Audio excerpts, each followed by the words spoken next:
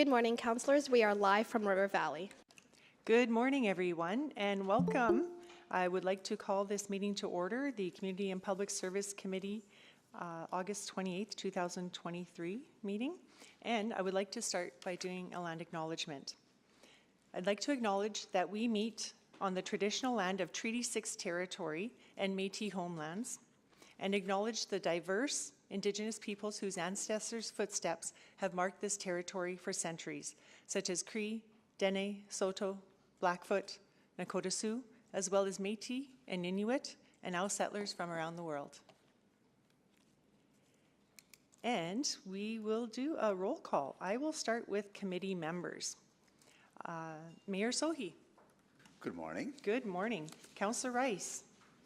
Good morning. Good morning. Councillor Knack. Good morning. Good morning. Councillor Paquette. Good morning. Good morning. And we are joined here with Councillor Wright. Good morning. Good morning. And I'll just see if we have any other councillors online. Councillor Stevenson. Councillor Jans is here. Oh. Hello, Councillor Jans. Good morning. Councillor Stevenson. Good morning. Good morning. And Councillor, let's see if we have, Councillor Rutherford. Good morning. Good morning. And I don't see any other councillors signed up online. They may join us later. Next, we'll move to adoption of the agenda. Councillor Rice. I move that the August 28, 2023 Community and Public Service Committee meeting agenda be adopted with the following change. 7.1, YMCA Child Men's Services Agreement be postponed to October 10th, 2023. Thank you, Councillor Rice. Any questions? All right, I'll ask the members to please vote on the adoption of the agenda. Yes. We have 5 votes. Please display the vote.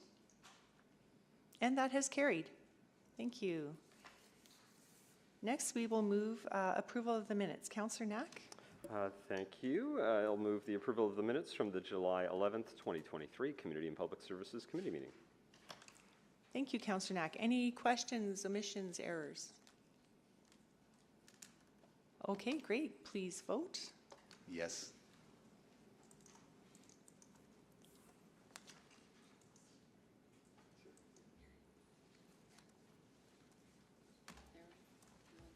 We have all the votes.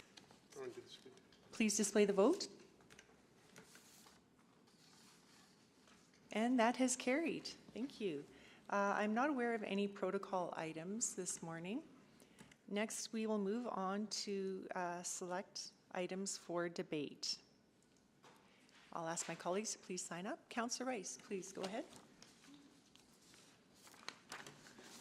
So, thank you, Chair Principe. So I'm going to select 7.1 for today. I know properly our... Sorry, but we had... 6.1. 6.1. Okay, that's great. the 6.1 because 7.1 is to be postponed. Okay, perfect. Yeah. Thank you. So 6.1? Okay, great. Thank you. Councillor Paquette? Yeah, select 6.2, please. Great. Thank you very much. All right.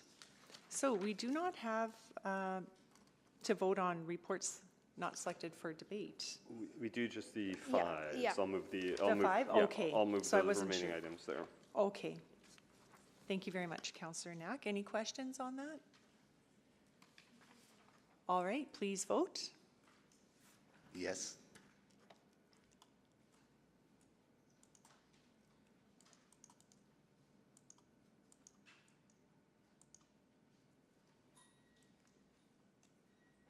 We have 5 votes. Please display the vote.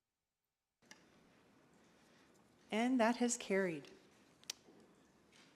I'll just read back what we've done so far. Thank you very much. Thank you, Chair Principe. This morning, committee has passed the recommendations of the following reports without debate. Item 5.1, Enhanced Encampment and Unsheltered Homelessness Response Plan recommended next steps with a revised due date of October 30th, 2023. Item 5.2, social services agencies for houseless persons. T. Cartmel with a revised due date of December 4th, 2023. And item 5.3, Edmonton's plan to prevent and end homelessness, lessons learned with a revised due date of October 30th, 2023. Thank you, Clerk Youssef. Next, we will go to request to speak. Councillor Paquette? Yes, Madam Chair, we have multiple requests to speak today, so I would move that Community and Public Services Committee hear from the following speakers in panels when appropriate. Community and Safety Wellbeing Strategy Implementation Update. 1, Sally Kim from the Edmonton Arts Council in person. 2, Laura Cunningham-Spelly, Edmonton Federation of Community Leagues remote. 3, Lene Marie Perron, Community Safety and Wellbeing Committee in person. 4, Matthew Gussel, MAPS Alberta Capital Region in person. 5, Sheila Pittman, United Way of the Alberta Capital Region in person. 6, Margot Schult-Long, Youth Agency Collaborative and Youth Empowerment and Support Services remote. 7, Cheryl Whiskey Jack in person. 8, Deanne Hunter, Edmonton John Howard Society in person. 9, Barhet Woldemariam, Center for Race and Culture in person. 10, Gary Pulagandla, Canadian Mental Health Association Edmonton Region remote. 11, Omar Yaqub, Islamic Family and Social Services Association remote. 12, Emmanuel Ona, Africa Center in person.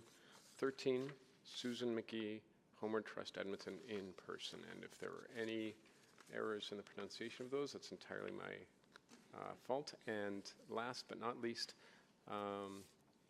for Indigenous Business Supports, 1, Brooks Hanowich and Poverty Edmonton remote. Wonderful. Thank you, Councillor Paquette. I'll just ask my colleagues to please vote.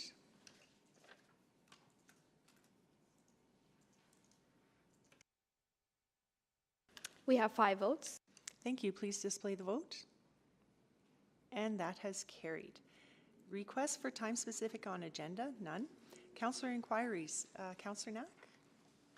Yes. I'm glad somebody remembered. Thank you. Just hang on. Sorry, I was completely unprepared as I forgot I said I was doing that. I have it here, though. Thank you. So I will make the following inquiry. Administration provide a report with the following information. Number 1, the present staffing levels for all enforcement staff, excluding the Edmonton Police Service. For instance, municipal enforcement officers, development compliance, etc. Number 2, a comparison of staffing levels between Edmonton and Calgary. And number 3, what are the recommended staffing levels for each function to facilitate genuine, proactive patrols throughout the city? Thank you. Thank you. Did you want to present it or just? Since it's an inquiry, I really can't, so yeah. Well, thank you. Okay. Well, thank you very much for sharing that with us.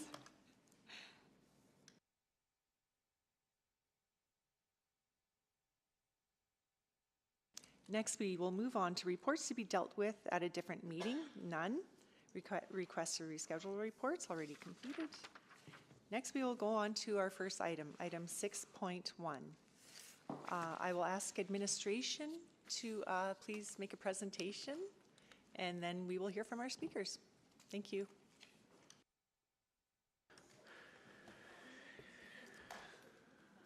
Hey, how you doing?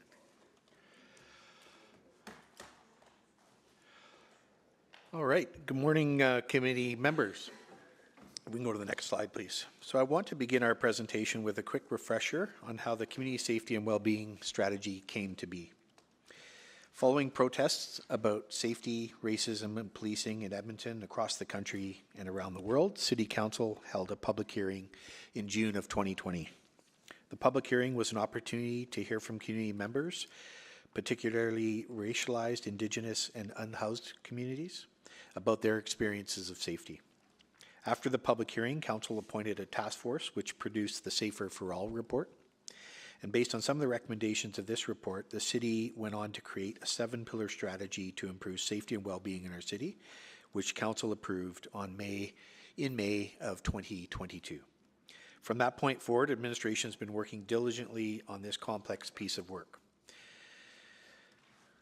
The strategy is guided by a vision to support the purpose, safety, and stability for all who make Edmonton home.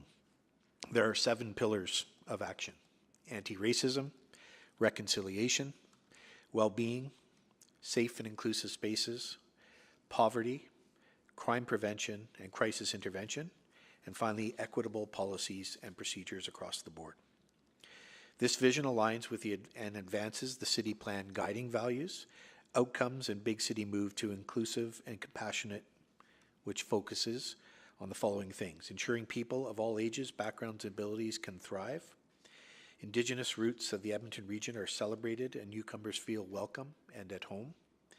Equity-deserving communities feel safe and included, and our communities are free of housing precarity, poverty, and racism.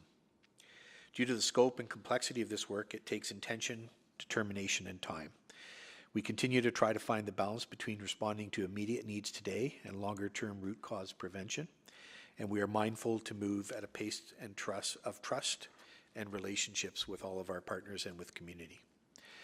I'll now pass it on to Kelta Comber, our project manager for CSWB strategy implementation, to walk you through an update on the work to date on this strategy. Thank you, Kelta.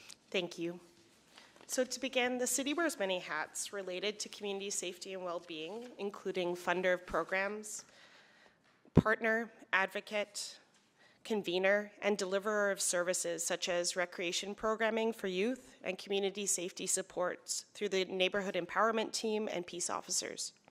However, the city does not direct all community safety and well-being related services and programs in our city.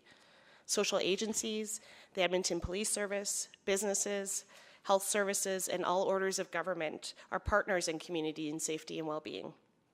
And we need to work with them in this strategy to effectively support those in need and build healthy communities into the future. With this in mind, administration has held 3 initial gatherings with community partners to explore how we can work together long-term through a governance structure we are calling the Community Collaboration Model. I'll now pass it over to Ingrid Hogenboom to speak more about our model. Thanks, Kelta. In July, we presented our early thinking for the community collaboration model based on a constellation model approach. Over the summer, we have continued developing our approach, and we're happy to provide you with this update today. We have identified 3 important and interrelated spaces in the collaboration model that we are continuing to tweak with partners and will finalize later this fall. This model recognizes that significant work is underway in community safety and well-being through various programs, services, and partnerships. This is where the most tangible impact is felt by Edmontonians and where actions take place across all the pillars. In this space, the city is most often a funder. Mapping this space has begun with stakeholders, and it's an important feature of our collaboration model. Improving visibility of all the work underway is a new role the city can take on to build awareness and support information sharing, but there's no intention to duplicate the good work already happening. The learning and engagement space is a critical space for innovation and responsiveness to emergent needs. This is the space in which lived experience voices are sought and listened to, where stakeholders and communities can come together to creatively problem solve. The learning and engagement space fundamentally drives change in the program, service, and partnership space. The city has a role in this space to create more structure around learning and development across sectors, including bringing together different perspectives and finding ways to involve more lived experience. There needs to be shared leadership in this space, as various other organizations are also active in convening and mobilizing community knowledge. In this space, the city's commitment to an open invitation is critical to support broad and diverse participation. Even if we are learning, adapting, and innovating and providing services to Edmontonians in the first 2 spaces, the strategy's vision and outcomes require us to address systemic challenges and conditions that impact all organizations, not just singular organizations. This is why the collaboration model includes the 3rd space on system challenges and conditions. Many stakeholders shared that without shifts in evaluation, advocacy, and funding, we will be limited in what the CSWB strategy can achieve. This space includes organizations that build capacity in the sector, funders, and policymakers. The city can provide a leadership role in this space to help convene various sectors and systems. To support connection between these different spaces, the City of Edmonton will provide information sharing, convening, and coordinating support. While the details and logistics of the structure are still being developed, including whether or not we should have a formalized stewardship group of some type, we are headed in a positive direction, and we're working with community and agency partners to ensure the approach we take is sustainable, meaningful, and based in relationship. As time goes on, collaboration will continue to expand to additional communities and stakeholder groups, such as post-secondary institutions, businesses, and others. We know that organizations work at different paces and have different entry points to this work, so we will continue to honor the process of trust and relationship building that we have started. I'll hand it back over to Kelta. So in addition to extensive work on the community collaboration model, we are implementing the CSWB strategy through a number of different lines of work. Firstly, we're taking action to achieve CSWB outcomes in the strategy through various initiatives, investments, and grants, which are listed in attachment 3 of the report, and will be shared in greater detail in the coming slides. Next, we are developing an evaluation framework to ensure we can accurately assess impact of the strategy, know where to best focus our efforts going forward, and pivot as new challenges emerge. We're also continuing to update the now public CSWB dashboard on a quarterly basis to share with the public progress on the strategy as it continues to unfold. Finally, storytelling. It's important that we communicate with the public and various communities about what we are doing to improve safety and well-being for all who make Edmonton home. In the coming months, we look forward to expanding our communications to increase awareness of our work and talk about impact we are having. Looking ahead to this fall, looking at our outcomes now, wanted to talk a little bit about the outcomes within the CSWB strategy and the work that we have underway. So as you can see here, we have ambitious goals set out in the short, medium, and long term for each of the CSWB pillars. These outcomes fall within the city's jurisdiction to ensure we can achieve them. And a significant amount of work is underway across the organization to drive these outcomes forward. On this slide, you can see an example of the CSWB outcome for each pillar and example actions that are underway to achieve them. It's important to note we are making progress to achieve these outcomes through a number of different programs, services, and initiatives, including ongoing programs that are funded through the base budget, such as FCSS, recreation programming, affordable housing investments, and services through the Safe and Healthy Communities team. We also have a number of new investments that have been made by Council from the CSWB fund that was created alongside the strategy. On your screen is a visualization of those new CSWB funding investments, and we have over 30 new or enhanced initiatives as a result of this funding since 2022. Examples include $1.49 million for 25 community-based grants to address issues such as employment barriers for newcomers, youth homelessness, cultural connection, and healing from trauma. $1.17 million of CSWB funding for local anti-racism initiatives in the area of community justice, mental health, employment, and social participation. In addition, there's a number of strategic long-term pieces of work that have been funded through CSWB, such as the Truth and Reconciliation Municipal Response Plan, Anti-Racism Strategy, Indigenous Framework, Missing and Murdered Indigenous Women, Girls, Two-Spirit Plus Municipal Response Plan, Transit Safety, and Living Hope Suicide Prevention Plan. Funding has also helped address acute challenges in our city related to safety, poverty, and houselessness through initiatives like the Bridge Healing Center, Drug Poisoning Response, funding for women's shelters, Healthy Streets Operations Center, and the Integrated Call and Evaluation Dispatch Center, among others. Looking ahead to this fall, we will be holding further gatherings with community partners to finalize our collaboration model, including confirming specific details of logistics of the model. As Ingrid mentioned, we'll continue our collaboration and expand it to additional sectors such as businesses, post-secondary, and others. And we'll continue to ensure that we have a broad range of perspectives in this work. We'll have our CSWB and anti-racism grant intakes launched this fall as well for additional community investment in various CSWB-related initiatives. We will be attending Fall SOBA to make recommendations to Council about remaining unallocated 2023 CSWB funds for decision about additional investments. We'll continue to scale up our internal work to achieve our CSWB outcomes, and more will come about our evaluation framework and the impact we're having. Finally, as I mentioned earlier, we'll be increasing our communications and telling more stories about the work we have underway. As we move forward, we'll be providing Council with quarterly memos to share our progress as the strategy implementation continues. Following this presentation, we will have a chance to hear from those who signed up to speak today. We shared the opportunity to speak at committee with the 70-plus stakeholders we've been working with. Some were not able to attend today, and others are in attendance to support and listen. As our community collaboration work continues, there will be more opportunities to hear perspectives from various partners. But I want to end our presentation with one final comment. This work can feel daunting, and we know that. But for many years, we have heard from partners about the need to share information, find ways to address systemic challenges that have dogged us, and generally collaborate more. Through this work, we have the rare opportunity to change how we work with partners to make our city safer in the immediate and long term. It'll take time, and the work will ebb and flow. Strategies are not implemented overnight, but if we get this right, the long-term impact we can have in our city is immense. And so we thank you for your support and leadership as this strategy continues to be implemented. Thank you. Thank you very much for that presentation. Now we will move to hear from our speakers. So we'll just ask administration to step back, and I'll call up speakers. And then I'll go over the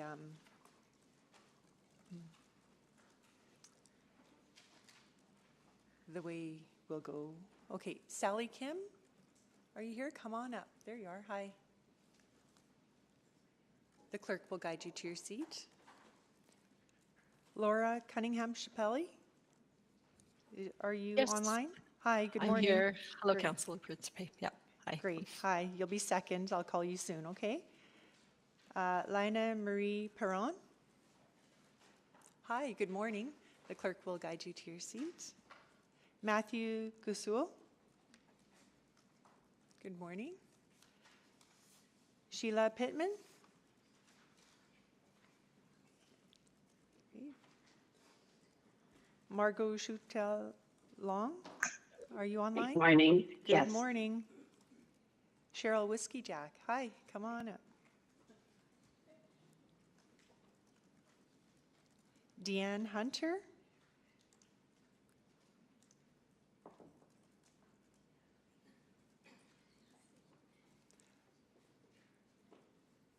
Barrett Wildar Maram. Hi, I'm online, Barhat Waldemariam. Oh, hi. Thank you. Sorry for that. I did not pronounce that very well, but thank you for letting me know you're online. Thank you. Giri Puligandla. Yep, I'm here. Hi, good morning. Good morning. Omar Yaqub. Omar, are you there? Not yet. Okay. Emmanuel Ona. Hi, good morning. And Susan McGee.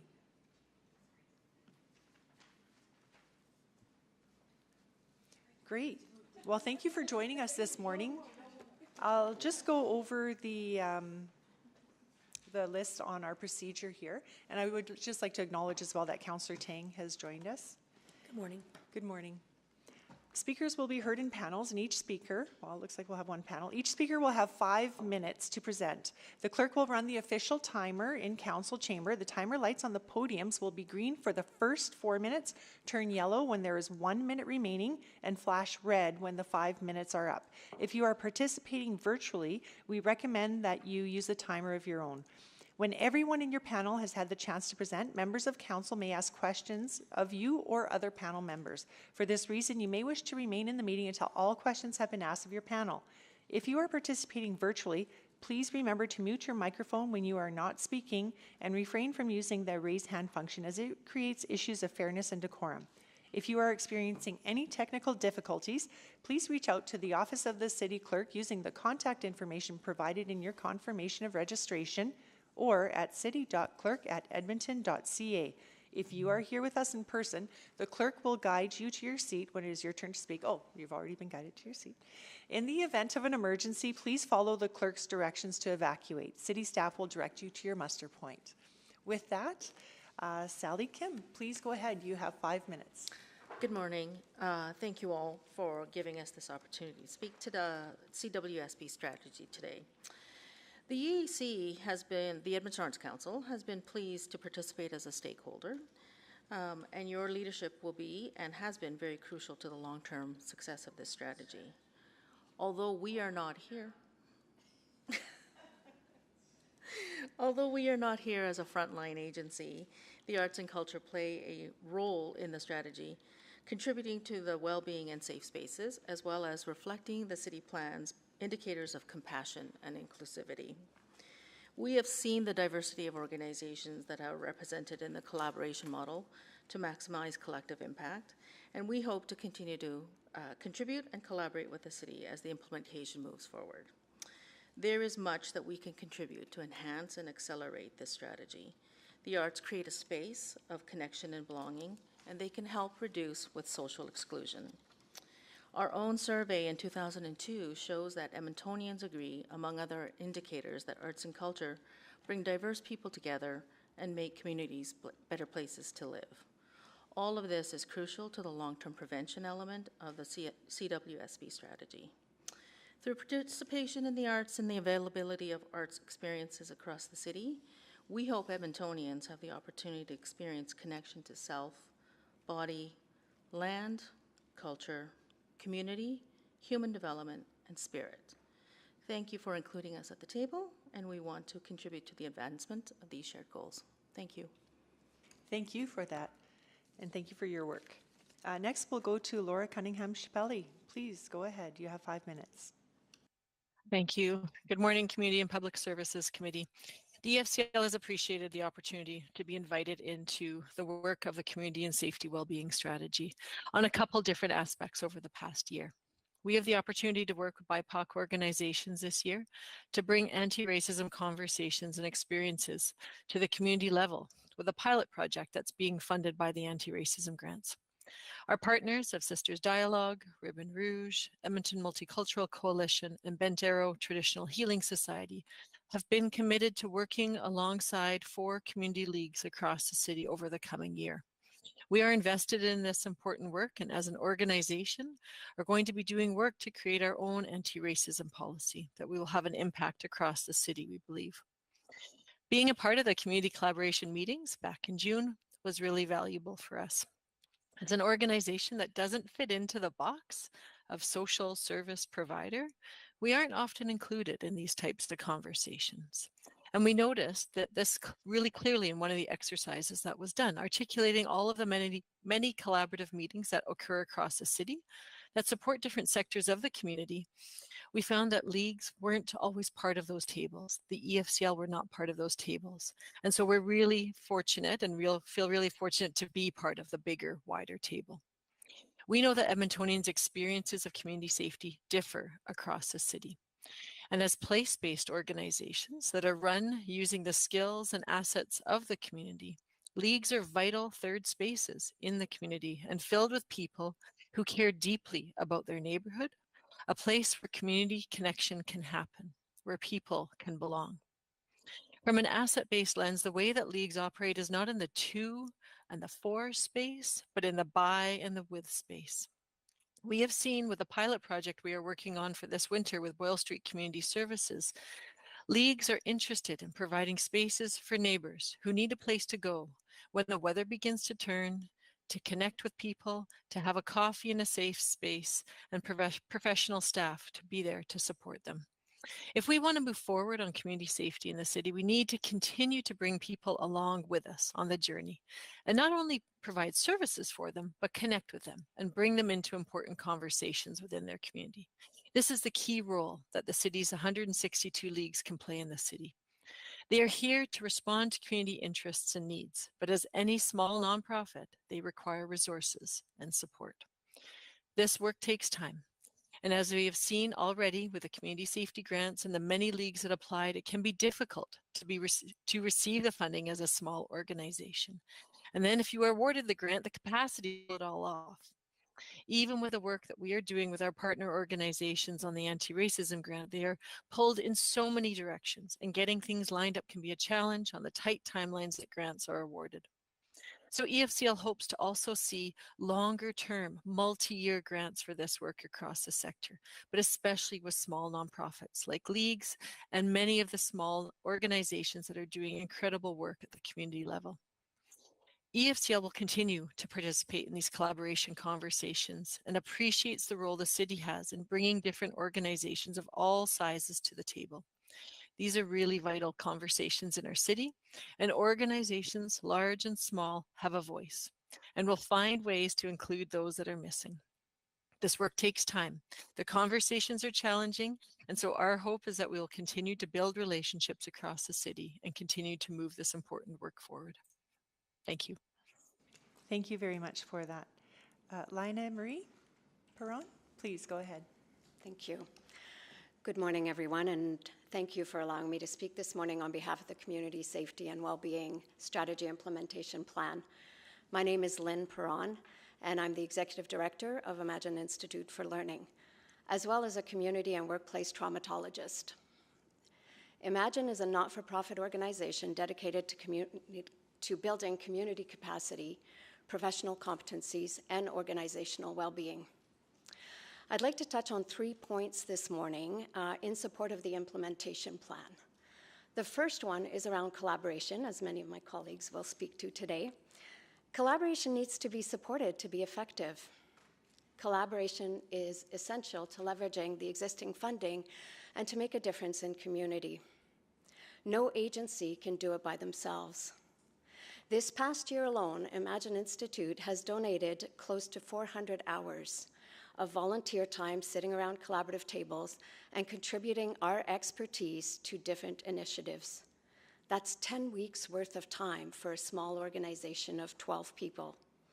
While there's a huge return on investment for this participation, that return is not necessarily directed towards our organization, but to the community at large. I see many of my colleagues here today, and I know that they have similar stories. What makes the difference and makes it worthwhile to participate around these tables is that when there is capacity to take those ideas to fruition, it allows us to dream a little bit bigger. A big example of this was the Community Mental Health Action Plan between 2016 and 2022. That particular initiative had about 45 people sitting around the table and donated 7,500 hours at the minimum to creating a collective strategy for mental health. Now, what made the difference was a small but very significant investment by the city to that table. It allowed us to have a project lead. It allowed us to have an administrative person to do all the back-end support that allowed us to sort of bring those ideas to fruition and to operationalize them, right? The second piece is around lived experience. Lived experience is a critical component of authentic and meaningful change and engagement. I fully support the direction of the Safety and Wellbeing Plan, who is organically integrating lived experience into its strategies. I believe without reservation that now is the time for lived experience leadership to be developed and embedded into our systems. The need is visible and the conditions for change are right. The vision for lived experience leadership and future services are where humanity and connection are centered. It's also where people with lived experience meaningfully and equally contribute at all levels. Systems are strengthened when discrimination and tokenism are minimized and when people's dignity is prioritized. Lived experience leadership across the system, including by and with people with lived experience, is core to this vision realized and is in itself a key driver of the broader system change that our community requires. The third point is around addressing safety from different points. root cause, actual safety concerns, and more importantly, perceived safety concerns, which are all reflected in this plan. We're seeing unprecedented increases in mental health challenges, and if we don't address the root cause of mental health and addictions, we'll never catch up to it. We must naturally address the actual safety concerns that exist. However, there's an even greater perception of lack of safety. Both are equally impactful to individuals, but need to be addressed in very different ways. One of the ways that we're addressing this at Imagine is through Compassion to Action project, which is intended to work with non-traditional allies. So we're currently working with Quadrille and GuardTech at Commerce Place to train the staff in Compassion to Action.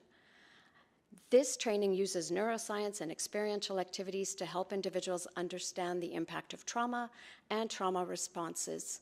It helps them understand the pathways to addiction and mental health issues and houselessness, thus building a more compassionate lens. We then focus on strategies that will embed safety, choice, and connection into their everyday interactions.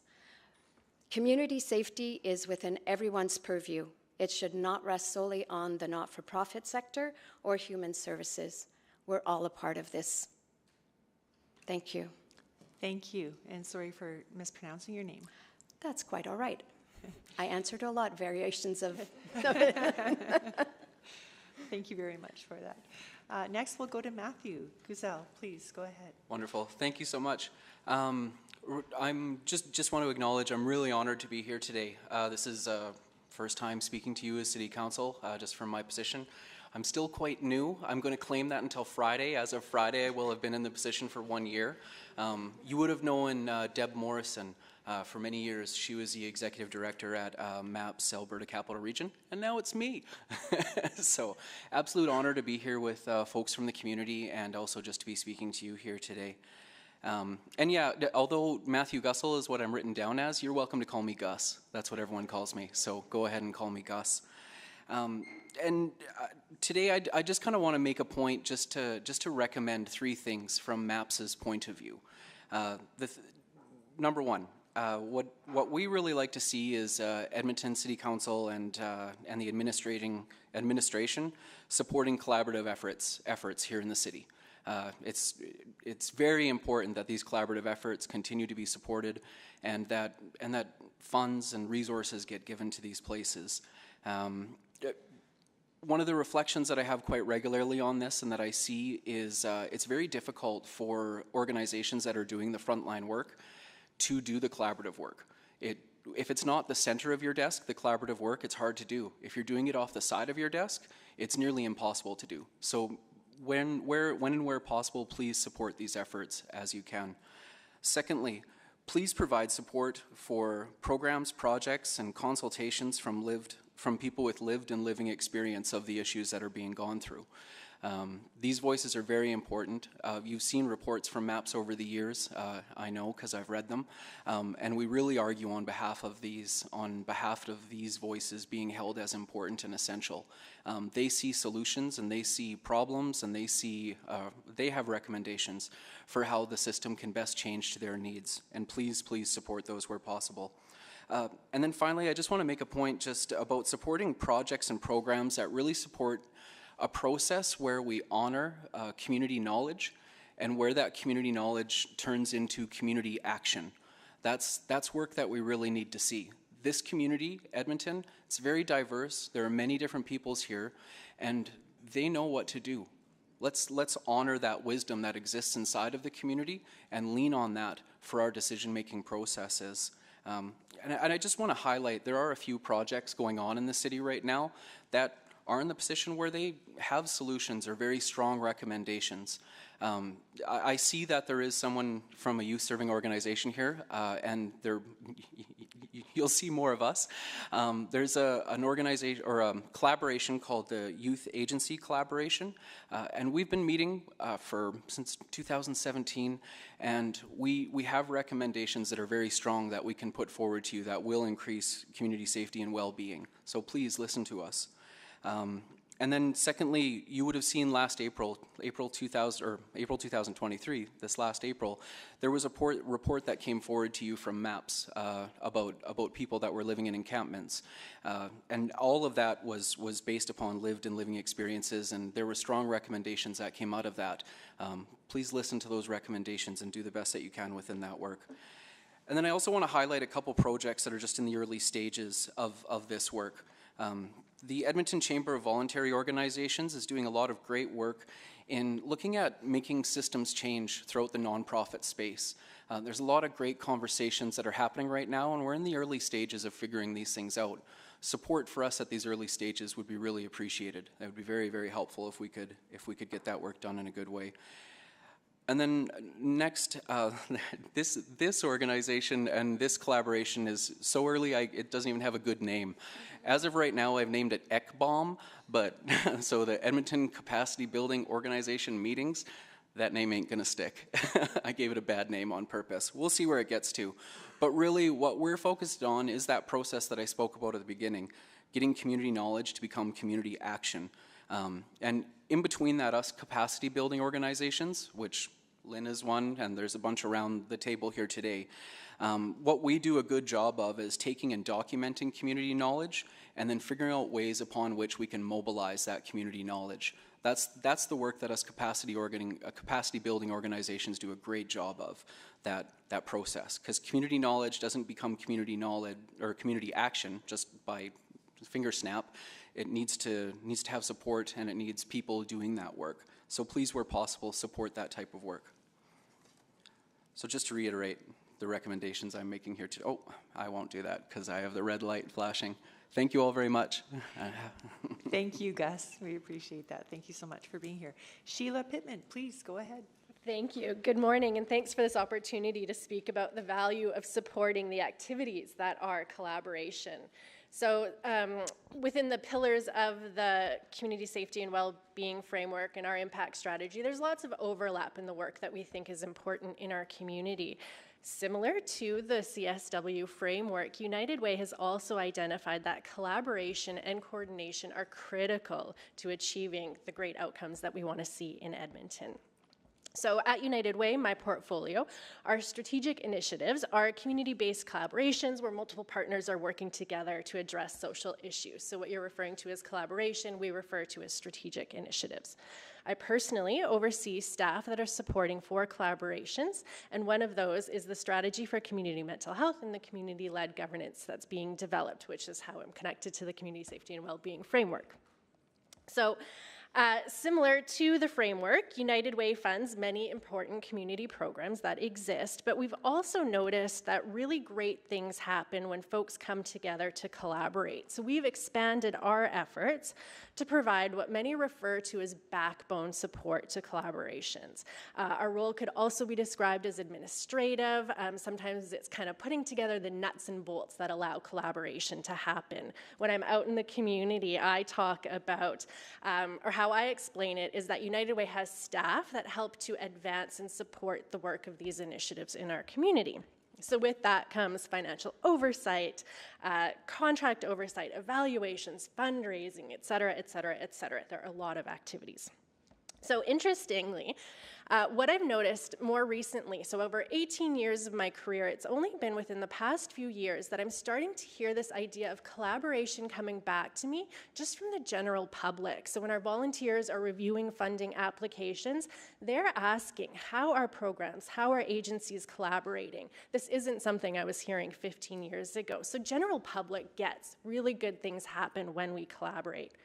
I'm often invited to go out and speak at United Way events, and when I talk about the ways that United Way collaborates, this really resonates with audiences. So people like to hear that United Way is working with the City of Edmonton, is working with the Province of Alberta, school boards, agencies. This makes a lot of sense to community. Unfortunately, we are in Edmonton, Alberta, so the Edmonton Chamber of Voluntary Organizations, sorry, I'm pointing to you because you referenced them. The Edmonton Chamber of Voluntary Organizations put out a report a couple years ago talking about the collaborative spirit of Edmonton. We've just been collaborating for longer and better than many other communities in Canada. all this to say that there's never been a better time or a better place to support collaboration than right now in our community. I anticipate that our community is going to continue to expect us, if not demand, us to collaborate. And I feel a lot of pressure to do that right. So how I believe that we do that right is with leadership in funding effective collaboration. And that leadership looks like flexible funding for collaborative work and funding the administration or those backbone pieces that go into collaboration. Collaboration is needed to address complex social issues, which means by its very nature, collaboration is complex. And my colleagues started to speak to some of that for the people that are part of the collaborations. So what we've noticed, project planning is not linear when it comes to social issues. Changing systems is not linear. It's key to respond to what's happening in the community and elevate what currently exists or incorporate it. This means that as new challenges arise, work emerges, partnerships evolve, capacity changes. So we need to be able to adapt. What we've experienced is that we can stay true to the impact and the intent of the work, but we need the flexibility to adapt, and that comes with flexible funding. There's so many different things and so many different ways that you can support effective collaboration, but really important to be able to support those nuts and bolts. So it's things like coordinators to do the work, shared platforms. My personal experience is with a shared platform, you start to see economical or savings, right? Everyone's using the same platform instead of investing in different ones. We're seeing efficiencies in the way people work when they can use a shared platform. And we're seeing this ability to talk collectively about the impact that we're having when we're all using same systems or platforms or whatever. So it's those nuts and bolts that are really important to continue to support when it comes to collaboration. So I see a lot of buy-in for the idea of collaboration, but not as much understanding of what's actually needed to collaborate. And it can be very difficult to source funding for collaboration. But when the City of Edmonton commits to collaboration in the way that you have, I've personally seen it transform community ideas into positive community impact. So thank you. Thank you very much.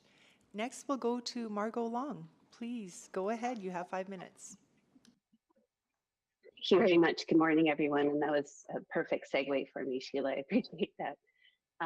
I serve as CEO of YES, Youth Empowerment and Support Services. And this morning, I'm also here on behalf of the Youth Agency Collaboration, or YAC, as Gus Gussel was speaking about.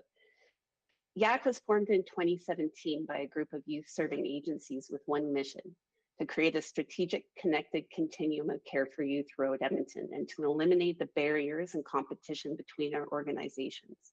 Today, the Youth Agency Collaboration is more than 26 youth agencies dedicated to providing comprehensive supports round the clock while driving meaningful collaboration and outcomes sharing between stakeholders. We've built guiding principles, shared outcomes, and intake processes with an evaluation framework. We have an ad hoc governance model, all based on the expertise of youth and youth workers. We've also shifted our focus away from addressing the individual symptoms of family and community breakdown, like homelessness, justice involvement, or addiction, and we focus on the holistic well-being of youth. This collaborative has developed a youth strategy for Edmonton that both addresses the immediate needs we're experiencing, as well as a strategic long-term strategy for youth well-being. This includes 4 components: 24/7 intake and crisis stabilization with sleep support in each community district, shared outcomes across all YAC partners and ideally secondary partners, data collection and sharing platform, a community information exchange to support young people in their well-being plans and practice work, and increased family support, supportive housing, and transitional housing for youth. So YES was invited to the engagement sessions for the community safety well-being strategy and to learn the pillars. We were also able to show the work that we've done so far in collaboration with the youth agency collaboration. One of the things I think that is tricky is that there are so many incredible collaboratives and community of care out there. And one of our challenges is to bring awareness to those and connect them. We were encouraged to hear of the committee's desire to connect the incredible community work already being done instead of starting new initiatives from scratch. We support the community collaboration model of the CSWB, and we hope to work together to share outcomes and evaluation framework. Again, the way this works is if we have common evaluations and can work on some of the work that's already being done and know that we're going in the same direction for well-being. As my colleague at United Way was speaking to, we have changed the way we work together. And now we need funding models to change, to support the collaboratives and to eliminate competition between us, to make sure that we can do the work that we need to. And the most important key here now is that we're in crisis now. And so we need to both support implementation of the immediate strategies for crisis, as well as work with the community safety well-being team in our long-term strategies to address the holistic well-being of youth and to help connect the other incredible communities of care and collaboratives across the city. So the work is being done, and the most support that we can have right now is for the research to understand what's out there and how to help connect us and build this capacity as we address these issues in our city. Thank you very much. Thank you very much for being here this morning. Cheryl Whiskey Jack, hi, go ahead, you have 5 minutes. Is it on? I think so. Hi, thanks for having me here today, and I'm just really happy to represent so many from our community who believe in this work and are out there doing it every day. So I want to talk about there's an understanding between the historical path from the past to today, and the responses will flow from that. Pardon me, if there is understanding from the historical path from the past to today, the responses will flow from that. Me and my colleagues in community orgs have spoken about the importance of connection at many of these gatherings. We have so many in our city struggling whose historical roots are connected to this land under our feet.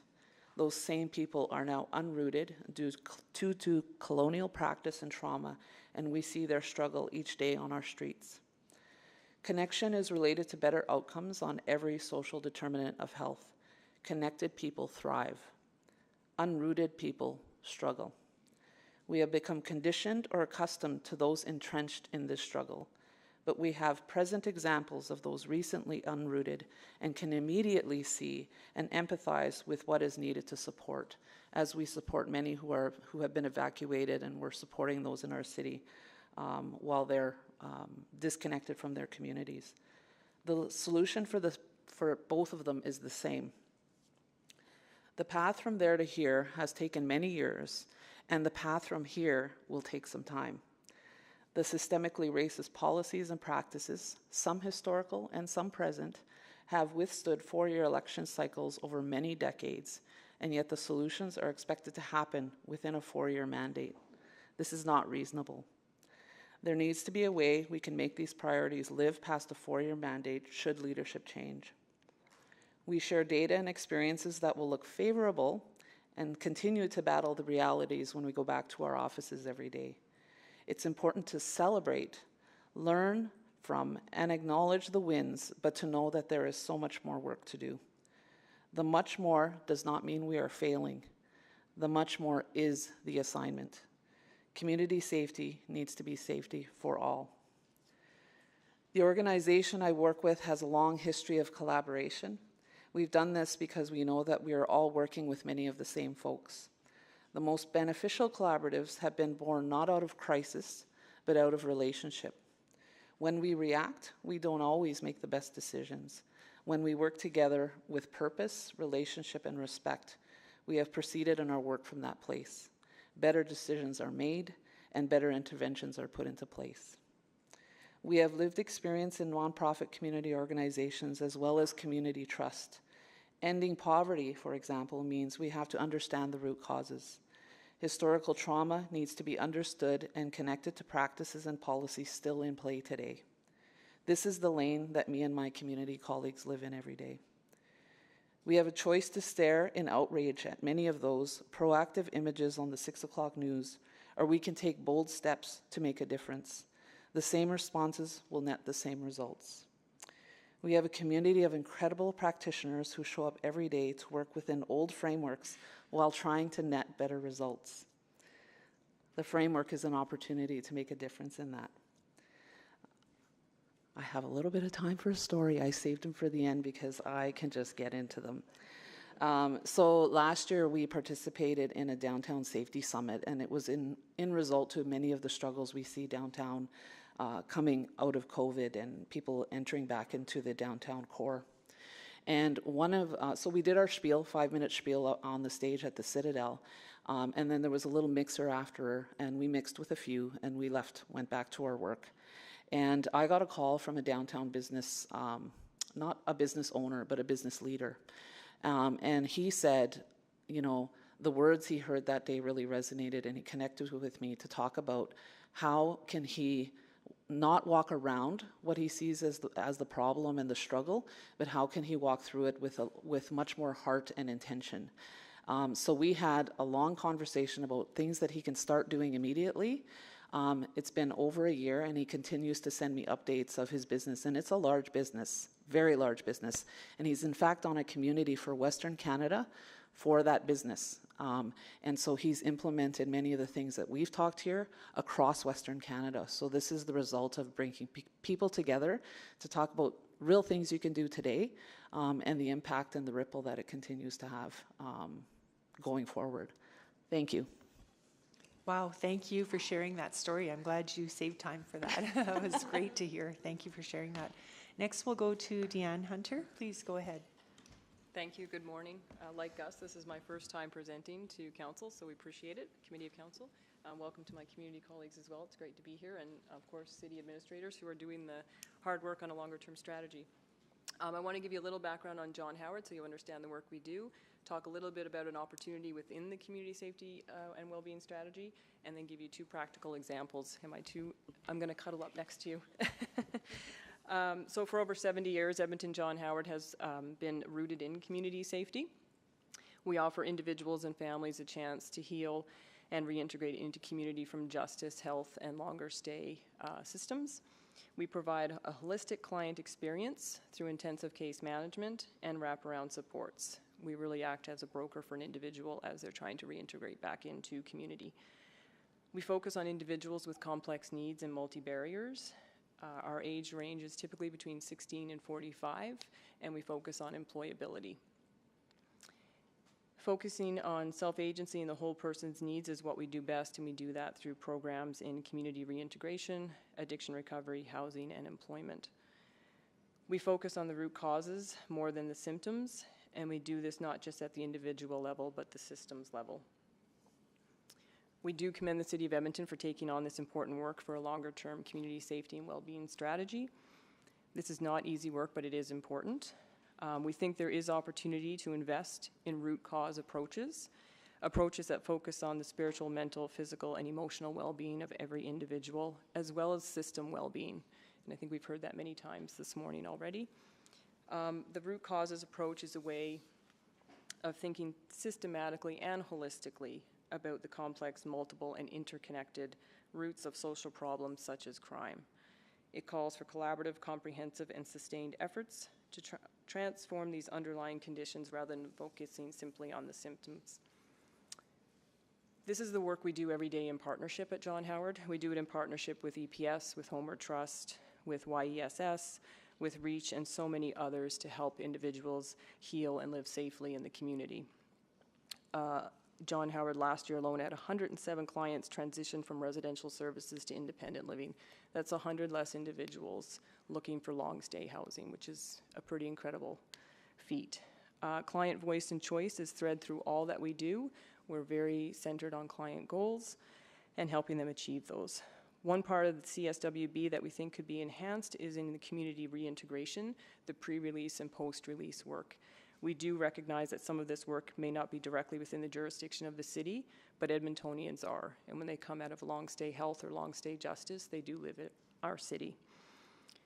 I'll give you 2 practical examples. One is individuals coming out on bail or remand. So currently right now, John Howard has 1 individual who works within the remand, and they do courses on financial literacy to anger management to pre-release planning.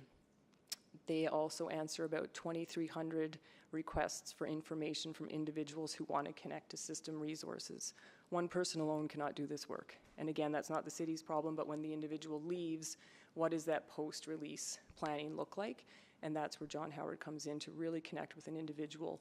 And we've heard many times today, it's all about connection. So walking them through the journey of how it is to live safely in a community and getting really at those root causes. Another example is the City of Edmonton hasn't historically funded John Howard, but we did receive a small pot of money last year, which we're very appreciative for, from the COVID Recovery Fund. And we took that money and we spent it on collaboration. So it's an early case conferencing. We meet twice a week in the courthouse with Children's Services, EPS, Defense, Crown Prosecutors, and it's for intimate partner violence. And we have seen incredible outcomes from collaborating, but it can't be done. John Howard is the convener of the group, and they want us to continue doing it, but the funding has ended. So this isn't a request for funding, but it shows you when you fund collaboration, we were able to track data and outcomes of individuals. And one of the outcomes was individuals are now being able to go to court much quicker and go back into the community and work quicker. And a lot of those individuals are the income source for the family. So having them in and out of the justice system quicker because partners come together really helps with community safety. But it's 18 seconds left, so I will stop there. But we do think the importance of the city funding collaboration and letting community partners go ahead and do the work we do is so important. So we do look forward to working with the city on how we fund collaboration and convening. Thank you. Great, thank you. Next we'll go to Barhet Woldemariam online. Are you there? I am. Thank you. Hi, please go ahead. You have 5 minutes. Thank you. Good morning, everyone. My name is Barhet Woldemariam. My pronouns are she, her, and I'm pleased to be with you this morning.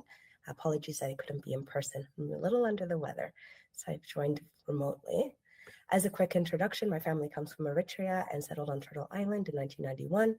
I've worked in the social services sector for over 12 years and currently serve as the executive director at the Center for Race and Culture.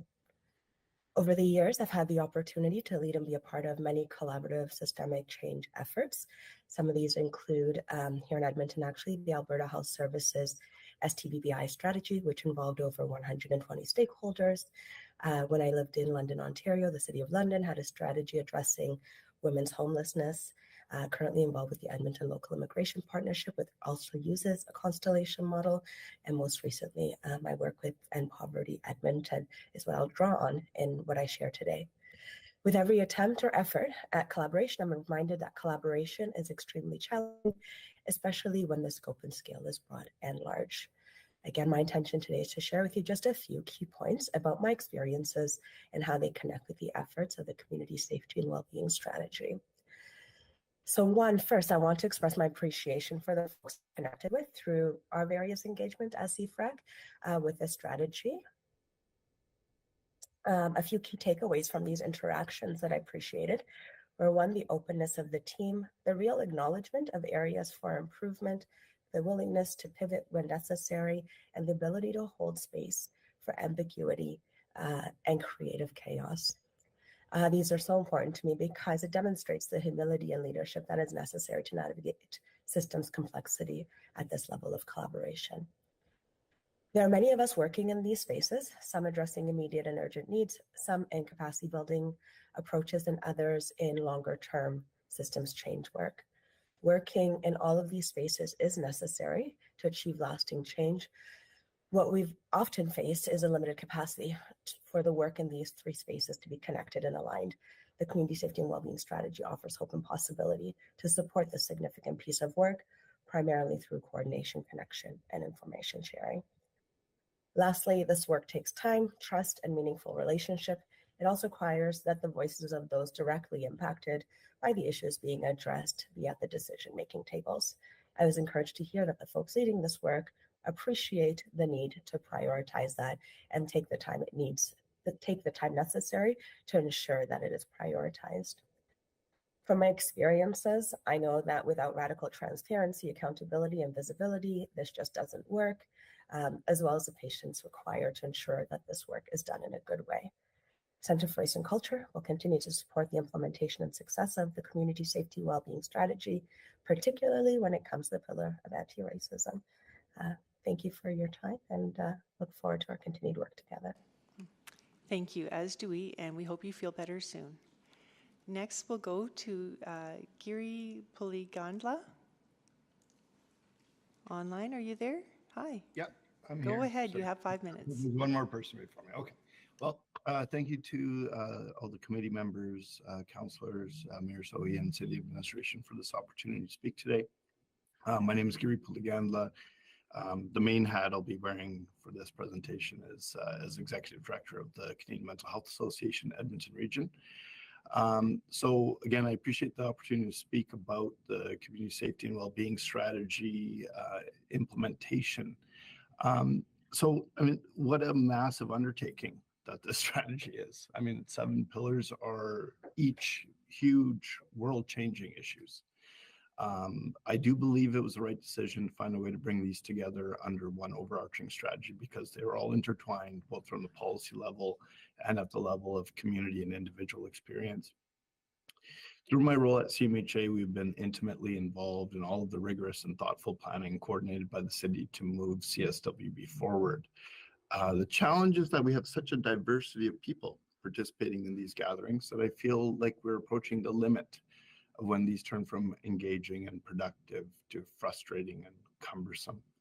When we think about who needs to be involved in implementation, it's always a spectrum between institutional systems, community organizations, grassroots groups, and individual advocates and interested members of the public.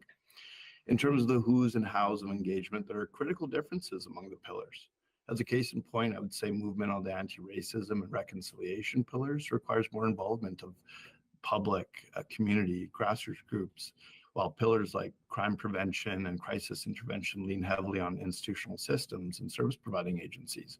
As we continue the implementation processes for CSWB, we need to de-aggregate the pillars and be more intentional on who we engage and how they're engaged. The best way to navigate these nuances is to draw on the knowledge and expertise that exists in community and the social sector and actually build on existing collaborations. YAC, we'll do a shout out for YAC, is a case in point there. Instead of the city trying to figure out the size and shape of the engagement iceberg, it would be better to divest this responsibility to community leadership within each pillar. The city can support as a partner through funding and in-kind resources for convening engagement and analysis. A good case in point is the work on the strategy for community mental health, which involves partnership among CMHA, United Way, and the city to engage widely and deeply on one of the biggest issues that we're facing as a society and establish governance for implementation and long-term oversight that involves community members and people with lived experience. Similar approaches could be developed for the other pillars, and some pillars may even need to be further de-aggregated to have meaningful collaboration that will actually move the needle, because we don't want to go through all this and basically not actually affect transformation. That's my feeling. In the end, we will need to find the right balance between governance models for the purpose of collaboration and integration of efforts, and governance for the purpose of clarifying roles and authorities and enabling collective decision-making. Again, we have to be thoughtful about the means and ends and make sure that our approach for implementation reflects the outcomes we're imagining, particularly from a community perspective. Regarding funding, I saw that there were plans to invest more in prevention and early intervention. Hard to argue against that, considering the long-term, well-understood gaps in upstream efforts. But it's a slippery slope. You know, it's always, short-term funding. It arguably, overlaps with provincial jurisdiction, provincial funding. What happens at the end of the funding period, right? And what happens to those services? What happens to those people that depend on those services? Now, that said, we do know that every single organization that is providing services is struggling with capacity. HR, financial management, IT, just management supervision, just the policies and procedures, all that, the bread and butter of operating any organization. And so that needs to be addressed. But then this leaves out everything that in most other environments, other than the social sector, we would consider to be essential for rolling out something of this complexity: project management, business analysis, data management, technological infrastructure. You wouldn't see anything roll out in the city, any level of government, or in the business sector that didn't have these components incorporated in there. I would encourage the city to figure out how to mobilize resources to address the longstanding deficiencies in operational infrastructure, but also to increase our sector's sophistication by investing in project planning, implementation, and quality improvement capacity. So we're preparing ourselves for the future instead of just now and the past. Last but not least, I strongly believe that we need to be clear on our lanes and jurisdictional mandates. Oh, am I red? I believe very strongly that we have to find ways to partner with the province, find those easy wins, the ones that are less controversial, and start to build the relationships that way. Thank you for this time. Great, thank you. Next, we'll go to Omar Yacoub. I think I saw you're online now. Are you there? I'm here. Hi, Omar. Go ahead. You have 5 minutes. Thank you so much. I'm Omar from Islamic Family, an award-winning social change organization based here on Treaty 6. Last week, we discussed the police budget. One idea that was mentioned by Councillor Knack was that we should have a funding formula for community safety well-being as well. This isn't an idea we should scoff at, but one we should embrace. Why might it be difficult to apply a formula to community safety and well-being? In a word, evaluation. We continue to measure outputs, not impact. We count the number of people who come to a class, but not the difference that a class makes to people's lives. Although we've been talking about the need to measure impact for years, we continue to measure outputs because impact is complex. When we encounter complexity, we often revert to what's familiar and easy rather than breaking the cycle. A group of organizations in Edmonton has been working to build meaningful evaluation. This group includes BISL, JFS, CMHA, and Islamic Family, as well as many others. Together, we put clients and their goals at the center of what we measure and evaluate. We've embraced new ways to gather info and aggregate it. This type of evaluation improves the work. It limits vanity data gathering, it reduces frontline worker burnout, and puts the sector in a position for a more robust and healthy relationship with the city and other funders, a relationship based on accountability. I asked Council and the Community Safety and Wellbeing Task Force to not just consult or engage frontline organizations on evaluation, but to let frontline organizations lead evaluation. Thank you. Thank you very much. Next, we'll go to Emmanuel Ona. Emmanuel, go ahead. You have 5 minutes. Thank you, Councillor Principe. Good morning, Community and Public Service Committee. My name is Emmanuel, and I'm Africa Center's Director of Operations and Youth Programs. I'm reading this note to you on behalf of our Executive Director, Sam Juru, who is out on a work trip. Thank you all for the opportunity to speak regarding Community Safety and Wellbeing Strategy Implementation Update. Firstly, I would like to thank City Administration for ongoing work on this complex and important file, which deals with the interactions of people and systems. We would also like to thank City Council and Administration for financial investments in the Community Safety and Wellbeing funds, as well as increased anti-racism funds, such as the $1.5 million anti-racism fund that was released this year. For our recommendations, we're recommending we're making three recommendations along three key areas. One, from a citizen perspective, we recognize that people are adversely affected by issues of public safety, and are the same peoples identified in the city's anti-racism strategy. Also in the Truth and Reconciliation Municipal Response Plan, as well as the Anti-Black Racism Report. The success of the Community Safety and Wellbeing Strategy will ultimately be determined by city's commitment to Black, Indigenous, and people of color. The lever for this lays in ensuring that we have a clear implementation plan, timelines, and accountability towards the Anti-Racism Action Plan, the Anti-Black Racism Report, as well as the Indigenous Reconciliation. We have no doubt that if we do not sincerely implement our anti-racism strategy, we will not achieve the objectives of Community Safety and Wellbeing Strategy. The two are inextricably intertwined. From a systems perspective, we welcome city administration's effort to consult and engage with diverse range of agencies, community groups, organizations, and organizations who interact with issues of public safety in our city. We, however, would like to recommend that the deep complexity of this work will require city admin to tactically move beyond a community collaboration model towards a co-creation model with all the relevant government agencies, agency and community partners that collectively hold the lever to transform to the transformation we seek. It is essential to create an equal platform where governments, police, transit, shelters, local businesses, and communities can come together and collectively co-create solutions that work for all the represented partners. And lastly, the focus on prevention and root causes. We are at a point in time where we're dealing with immediate public safety crisis. As we work on this, it is important to spend time and resources in preventative solutions and systems change, as well as addressing the root causes that got us to this point. As community-based agencies, we look forward to deeper partnerships with city administration, EPS, transit safety, and other stakeholders in this work. We recognize city admin's work on new initiatives and resources to support communities. We also recognize and applaud City Council for the 21 million funds towards prevention of root causes. We look forward to continued partnership in this important work. Thank you. Thank you very much. Next, we'll go to Susan McGee.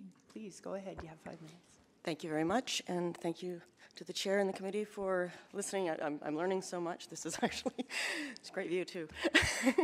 I am speaking in support. I'm the CEO of Homeward Trust, and we're responsible for shepherding Edmonton's community plan to end homelessness and partner with many organizations in doing so. And so being able to speak to this today and in support of where we're at, the report, and it may not sound like it at first, because I will say that when the initial strategy came out last spring, I was concerned. There was some concerns around just, and perhaps it didn't at the time maybe reflect what I think Edmonton is so well known for in terms of the level of engagement informing the strategy at launch. I think perhaps at the time, myself, my organization, and many of my colleagues here and other organizations had spent some 3 years in kind of command center responses, and we're a little weary of just kind of getting our legs under us ourselves and recovering not only broadly as a community, but as organizations. And some of that capacity that some of my colleagues have mentioned is still something we're all working on, rebuilding. And kind of thinking too, as a Edmontonian in my 30 years of working in some capacity that's community related, always feeling that this was something that, in spite of, it's easy to drop, like we don't collaborate enough, or there's so many things, but one of the things that I've always felt about Edmonton is that collaboration and the number of organizations that the city of Edmonton works with to really lead in spaces that are on behalf of our community is part of our secret sauce. It's really something that I think Edmonton is known for outside of our city, outside of our province. I've been really fortunate in the work that we're doing as Homeward Trust to see some recognition of our community and our community partners for a lot of that approach. So initially thinking, what does this mean? What does this mean from the perspective of engagement, governance? Many of the organizations speaking today have boards, volunteers that work very diligently on behalf of and trusting that their mandates are aligned with council. But throughout that process, though, since then, I'm very supportive of the work that administration has undertaken to engage, listen, really be precise in bringing back a report that speaks to the role of the city and the important value that all of those organizations bring to the table. And it has evolved considerably, and I think today's report really reflects that there is a commitment to that inclusion and alignment. And from that perspective, I see a kind of a really refreshed opportunity. I think, we have just gone through such an upheaval in so many ways that organizations, ourselves included, working on our strategies, our strategic plans as organizations, but also we're engaging in the update to the community plan and really needing to know and to feel confident that there is alignment as a community, that there's alignment with our partners, And as you know, some of my colleagues have touched on in one way or another, and specifically Gary mentioning, you know, we need to know our lanes, that there is work to do around implementation so that we're effective in this really aspirational work.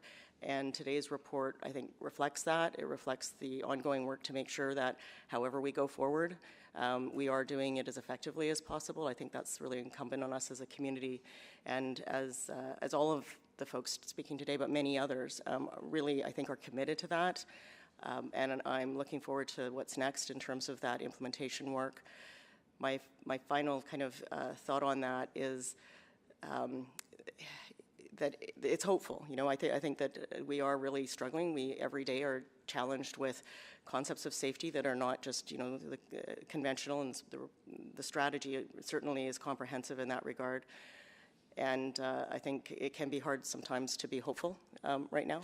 And so I think the positive message of collaboration and the kind of really groundswell of commitment that Council is seeing through presentations today around continuous and ongoing commitment to organizations helping our city be better in really diverse ways is important.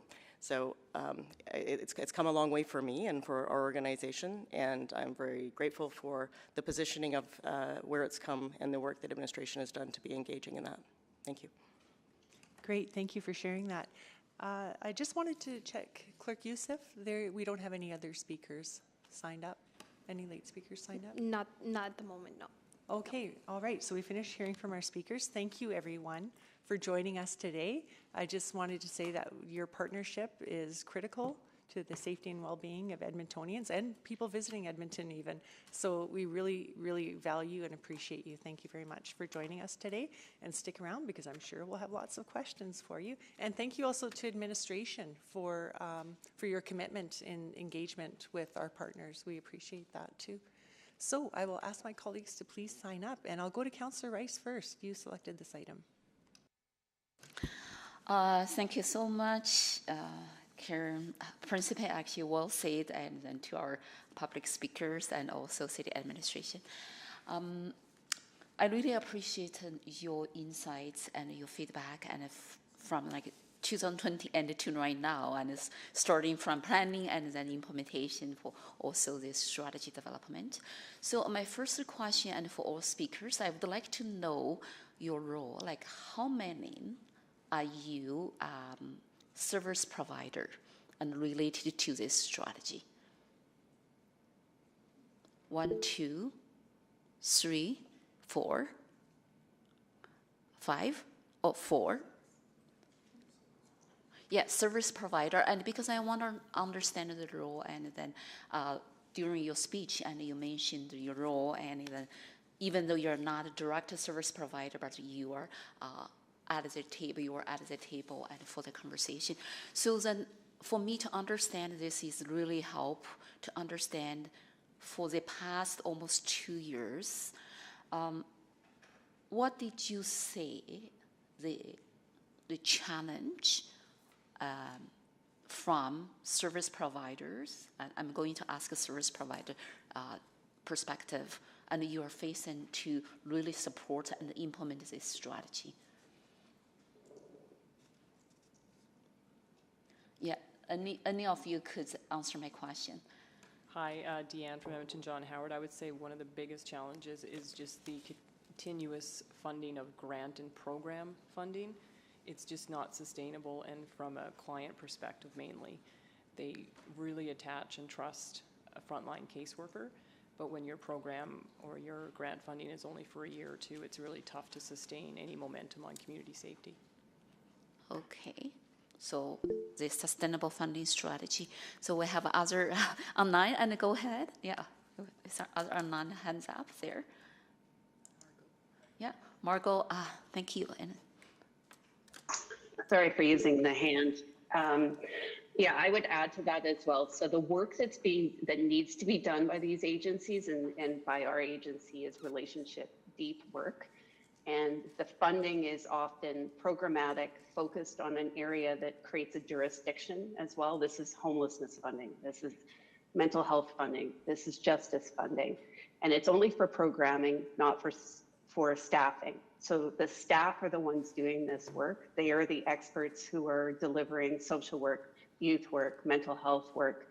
And that is what needs to be funded sustainably. But even in the proposals that we get from various funders, it's, you know, how are you going to use this $20,000 for a $200,000 program to fund the program without paying for staff? And how are you going to collaborate with the agency that you just beat out for funding?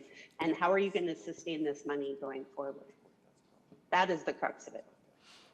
Thank you. So I'm going to Gary, and I saw your hands up there, and looking forward to your set. Yeah, I'll try to keep it 30 seconds. What Deanne said, what Margot, like you nailed it. That needs to be on a t-shirt or something. It's just ridiculous because we got a combination of program grants, project funding, then there's like fundraising. We hit up the community foundations for, you know, get your 1 year or whatever. And it's just, I mean, you wouldn't ever, like, if you wanted something to be enduring and reliable and consistent, you would never do it that way. Like, you would never plan it that way. And so I think that, I mean, we have to be careful, and this is the slippery slope I was talking about. You have to be careful about, you know, the unintended sort of consequences of, you know, oh, well, let's just add more resources, but, you know, it's not actually helping, to make it actually just more, you know, more reliable and consistent. So I'd say that that's the big problem. Thank you, everyone, and for your answer. I know I only have 30 seconds left, but I do have some questions regarding the policy gap and in the strategy, and we are already developing it. I will come back at second round, and thank you. Thank you, Councillor Rice. Mayor Sohi, go ahead. Yeah, first of all, I want to extend my thank you to each and every one of you for participating in this conversation as well as engaging with the administration. And I also want to say that because of your work, Edmonton is a better city. You know, we were talking about measuring impact, and Cheryl, you were talking about, you know, people who are uprooted struggle and people who are connected thrive.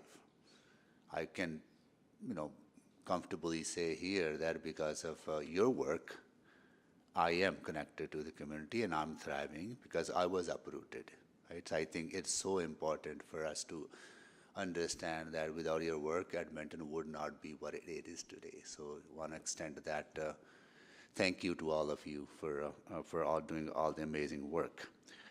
On the collaboration, so what is, absolutely, collaboration is key, and collaboration is that we are very good at. So what is missing? Maybe I'll start with Line Mary Pron. Maybe I'll start with you. Like, what is missing in that collaboration? What is the next step? Where do you see the gaps? There's a couple things. Yeah. I think one, we always try and address breadth over depth. And so when we look at funding and we're sort of piecemealing funding as broad as possible, we miss the depth. And these are complex issues that require us to go fairly deep. And so that would be sort of the first thing. The second thing, I think a lot of my colleagues have mentioned, we need to stop the death by pilot train that we're on. Many of my colleagues here already know what needs to be done in community.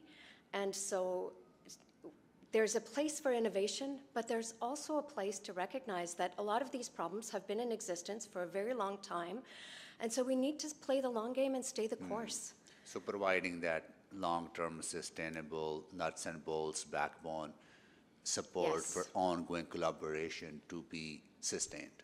Let's figure out what the non-negotiables are. Right? And the negotiables shouldn't be just, oh, we've got money, let's spend it. But there should be some things in our community that are absolutely non-negotiable, that are attached to our values, to our principles, and to the kind of community that we want to be. So what are those non-negotiables?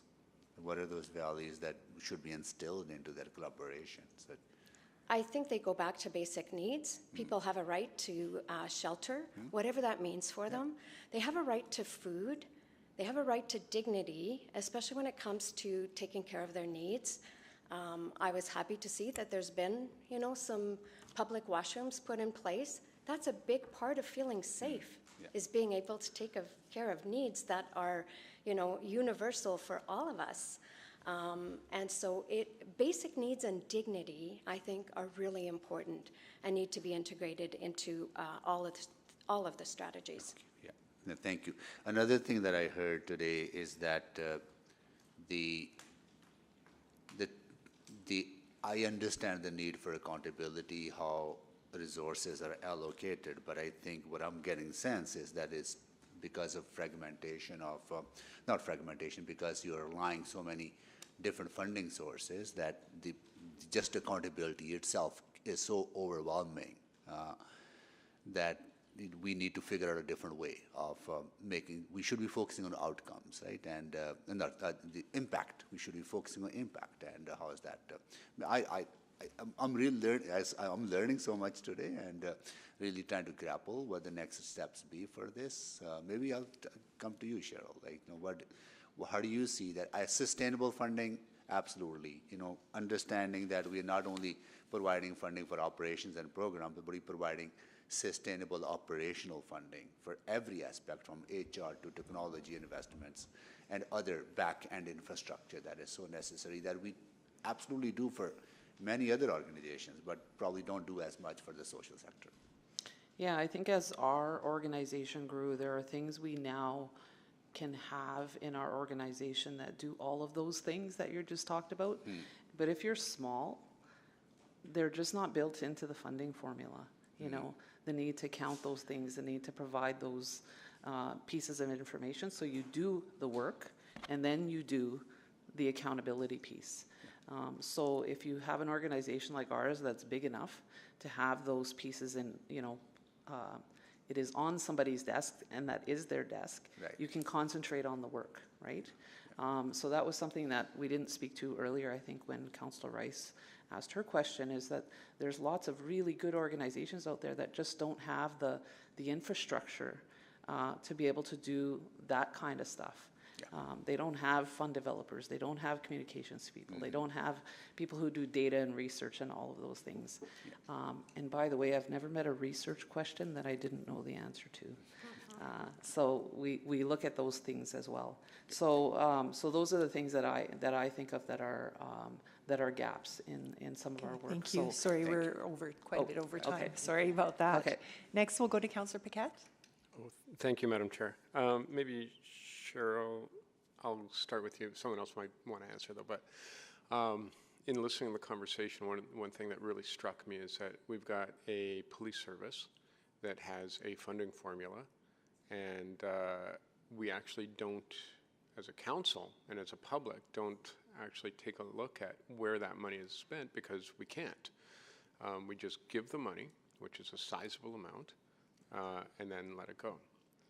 And they tell us what they need for a budget, and that's what they have. Out of this work, we're trying to figure out what you need for a budget, and what's not lost on me is that we call EPS the frontline service because they respond to calls and things like that, but we don't call you the frontline service, even though you're the ones who are backstopping everything and dealing with the root causes in trying to actually make it so that police don't have to go to so many calls and things like that, and we don't have human misery in our streets. And so I guess the big question is, out of this work, how do we come to something where, instead of looking like, well, let's count every tiny peanut to make sure that it's being used in a way that leads to a very specific outcome, how do we look at this work holistically to say, these are the investments we make that actually end up saving us a ton of money on the front end, or on the back end, because you are really the front end. So how would you respond to that? So one of our biggest contracts at Bentero is a contract where we are funded on the outcomes, not on those widgets and pieces that we used to typically count. So we are super accountable for that pot of money that we're given to do that work, and that's the work we're doing in Children's Services. So we used to have to count every little thing, every hour of service, every little thing along the way. We're still doing that, but the way we report back to the funder is very different, and we're talking about the experience people are having instead of the path so much. So I think it is possible because we have been allowed to take those funding dollars and put them where they're needed instead of where we're told to put them, and then be accountable for them at the year end, and potentially giving money back or leaving money on the table because it didn't fit a line item on the budget. So I think it is possible, and I think we are excellent stewards of the public purse. We do it every day, and so I think we can. Yeah. Family members work in the sector. I'm very familiar with it. You're right. And so, you were saying something about systems and systemic racism and things like that. And I think of our institutions, how our institutions, they definitely get budgets, they definitely get scrutiny and things like that, but nothing near as much as our helping organizations, which I find really, really almost backwards.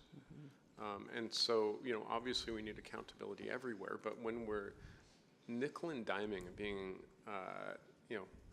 penny wise and pound foolish on this issue, is it a wonder why we have the results we have? So what can we do as a next step here? Is it okay if I speak? Yes, absolutely. Thank you. So what you're talking about is trust. So you have some sort of trust funding with the police where you give them the money and you trust that that work is being done. And we need to shift the philosophy to the services that are providing the deep work in the city. That trust needs to be there as well. Somehow it doesn't translate to the social services who are doing this work. It somehow is, one, we're thought to be in some sort of free market where we're supposed to compete against each other when we're serving the same clients and have no commodities. But there also is no trust in the work that's being done. And so we're held accountable by these outputs. And so, again, going back to the youth agency collaboration, it's why we formed ourselves, was because we were tired of people telling us, here are the outputs, and saying, can you please work together? And can you please, apply for this little bit of funding, where we said, you know what, no one's measuring how a young person is when they walk through the door, and how are they through them, when they leave. How can we coordinate that? And quickly going back to your place of right now, there is no place in this city that you can take a young person at 3 a.m. except YES. So we have ER, EPS, and YES, and we have 16 beds. And we are holding that crisis for the entire city, where half of us love us for it and the other half don't. But where is the trust and the strategy around the agencies who are doing this work so that we can alleviate the pressure on ER and EPS? Thank you. Thank you. Next, we'll go to Councillor Stevenson. Thank you, and thanks to everyone for your presentations today. I've been really enjoying the conversation. Gary, I wanted to start with you because I think you raised, or you articulated something that I struggle with, which is, do we take on all 7 pillars at once? Is that the only way to approach such interconnected aspects of our community, or do we need to narrow in on a pillar and really devote our focus to that? So just wondering, briefly, but just your thoughts on that balance, and if we are taking on the whole thing, are we approaching it in the right way? Well, actually, maybe let's just focus on mental health. No, sorry, I don't know. Maybe it's bad decorum to be funny, but no, we have to do all of those things. I mean, the part of the problem, that we're experiencing now is this sort of this siloing and kind of narrow focus on like one component, and then complete ignorance of everything else. Again, I think it was the right move to bring all of these under one strategy. But then when we talk about implementation, don't keep doing that, right? Like at least 7, if not way more than that. Even what Barhat was talking about, and what Emmanuel was talking about. I mean, in anti-racism, like you can't just lump those all together. Reconciliation is huge. Everything is huge, right? So I think it's important that we do have this kind of roll up, and that from a council perspective, you can see how we're doing across the board. But in terms of implementation, we need to, as I said, disaggregate and actually be intentional about what are the components here, what's the impact we want to achieve, who do we need to engage, and then make that happen. Great. Thank you so much for that. Margot, I also just wanted to touch base with you. I so value the incredible work that you've been supporting and leading, in the youth serving sector. Just wanted to confirm that some of this convening work from the city isn't duplicating those efforts, that it's supporting and magnifying those, or just how do we strike that balance? I apologize. Could you repeat just the last bit there? My headphones cut out. Oh, no, that's okay. Just wanting to make sure that we're not duplicating some of the great collaboration work that's happening in this sector. Is the convening work that the city is doing amplifying that and supporting that, or is it duplicating? That's our hope. I think we need to be careful. The election happened and I was invited to 9 different collaborative tables to talk about how to collaborate. So there's a frustration there of our own capacity, just trying to keep everyone alive, trying to support the work and grow forward. So I think we do need to be careful.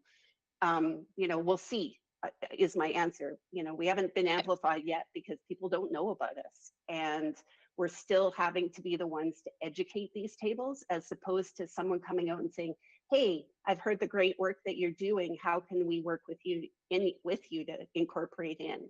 So I think we need to be careful about these big, 2-day convening sessions where we're pulling everyone away from the agencies that are already understaffed. And I think it was Omar or maybe Emmanuel that was already talking about these exist. We have a full strategy. We have outcomes. So don't make us step backwards. Figure out how to lift us up and help us move forward. Perfect. No, that's so helpful. A perfect segue, Omar. I was going to ask, I really appreciate your comment about supporting frontline agencies to do that impact monitoring and assessment. Again, recognizing that very rarely falls within a grant that you can apply for or resources. So how can the city table support frontline organizations in doing that? If Omar is still there. I think Omar may have left the meeting. Okay. If anybody else wants to jump in. That's okay. I don't want to speak for Omar, but again, I think listen to them. They're telling you what the plan is, what they need,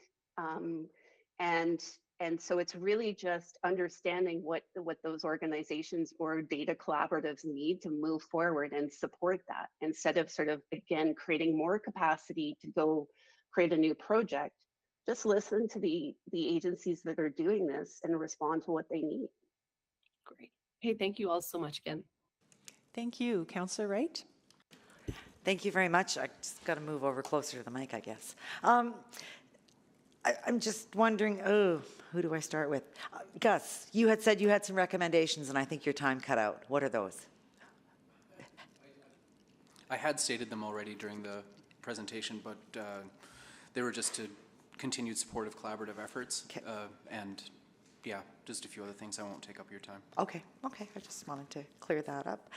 But you had also mentioned the Edmonton Chamber of Voluntary Organizations as well, and system changes that they need. What I was referencing there is we're at the early stages of a few different collaborations across the city that are looking at this nonprofit sector as a system, as a full system, and we're kind of analyzing it from that point of view and looking at possible ways that it could be changed and how we could look at it moving forward. It'd be really nice to get support for that while it's in its infancy, while it's in these early stages, because we don't know what the end result is yet. It's still in its early stages, so that is what I'm referencing there. Okay, and I'm just wondering, Omar had mentioned something about worker burnout. Is there volunteer burnout as well? Can you speak to that at all on behalf of ECVO, or? No, I wouldn't No? be able Okay. to speak on behalf of that, no. But, Okay. but as far as like frontline burnout is concerned, that is a huge issue in our space right now. Okay.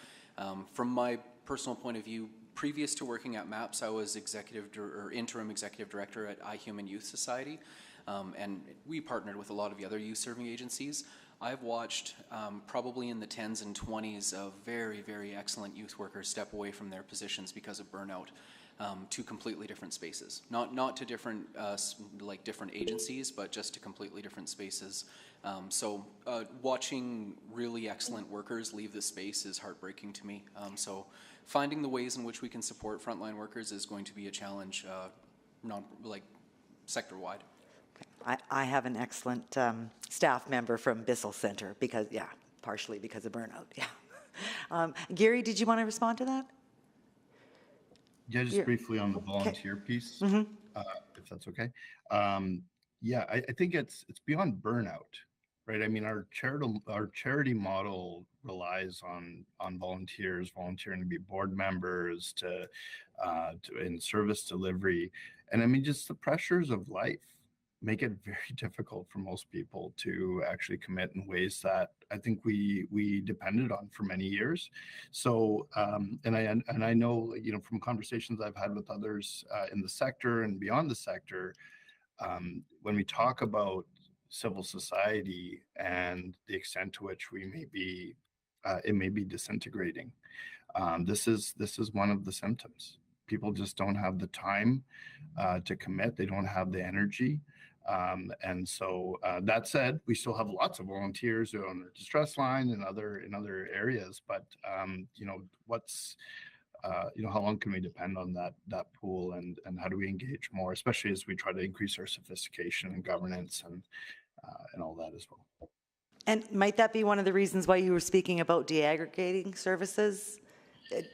So that we're not pulling on those volunteers as much, or? Well, no, but I mean, it's also that you've got tons of people involved in grassroots activity, right, and efforts, and like we have to engage them in some way and actually continue to support them and prevent them from burning out. Like, I think that's really critical if we're going to move the needle.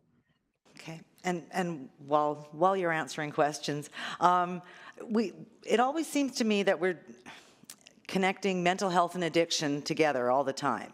And I do understand a lot of, addictions, are the result of mental health issues, but do you have any information or stats on mental health, and I guess how much of it isn't related to addictions? How many are just struggling? Well, I have a very, very specific position on this. And when we talk about mental health, I think 100% of the time, addiction is connected to mental health. If we're talking about mental illness and diagnosis and all that, then it gets complicated. But I would say particularly from a lived experience perspective, family perspective, mental health, addiction, suicide, family violence, poverty and the effects of poverty, these are all one big kind of experience, right? So it's not a good idea to kind of separate those out. So should we be adding more in? Well, yeah, I mean, from a strategic perspective. But again, province plays a very important role in this. We have to find a way to work with them. Okay, thank you very much. Time's up. Thank you. Councillor Tang? Great. Thank you all very much for being here, and keep doing the great work that you do every single day. I'll start with Emmanuel, and really appreciate those comments from Africa Center. In particular, this idea of moving beyond collaboration to co-creation. Wondering if you can elaborate a little bit on what that looks like, and how is that different from what has been going on all along? So what would that look like? Thanks, Councillor Tang. I think co-creation is more of a deeper level of collaboration, where all of these different agencies bring together solutions that best address some of the challenges that they're facing. Not just the agencies, but also communities, even the government partners. Everybody's bringing solutions that best address their challenges, and trying to see how we can put that together to create one big approach that really supports all of the needs. And I think that the main reason for that is we want everyone to have a buy-in and everyone to be invested in the approach and the solution that's being taken. So it's a deeper form of collaboration, not just coming together and really talking, but more everybody creating that solution and buying in.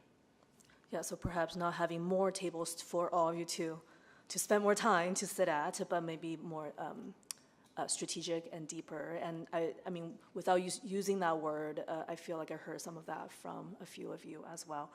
And you have also mentioned that, there is an importance to focus on prevention and root cause. So currently, when you look at this strategy, do you feel that there is a gap in that, would you say? I would, like I said in the beginning, I'm speaking on behalf of my director. That's okay. So, yeah, I just put that out there.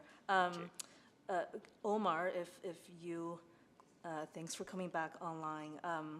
Wondering if you can talk a little bit about the evaluation work that your group is doing. And then if you distinguish between outputs and outcomes, but what are your thoughts on all the outcomes laid out in attachment 3? Yeah, thanks for that question, Councillor Tang. It's a great question. Sorry, do you mind speaking up a bit, or? Oh, sorry. Can you hear me now? Yes. Okay, perfect. I think the question about evaluation is one of the most important and pivotal for us to progress. All too often, even when we look at some really great progressive frameworks that have come from the city, like common outcomes reporting, it's still predominantly focused on inputs. How many people came through, subjective measures. What we need to put at the center of our evaluation is people. Did people achieve the goal they set out for?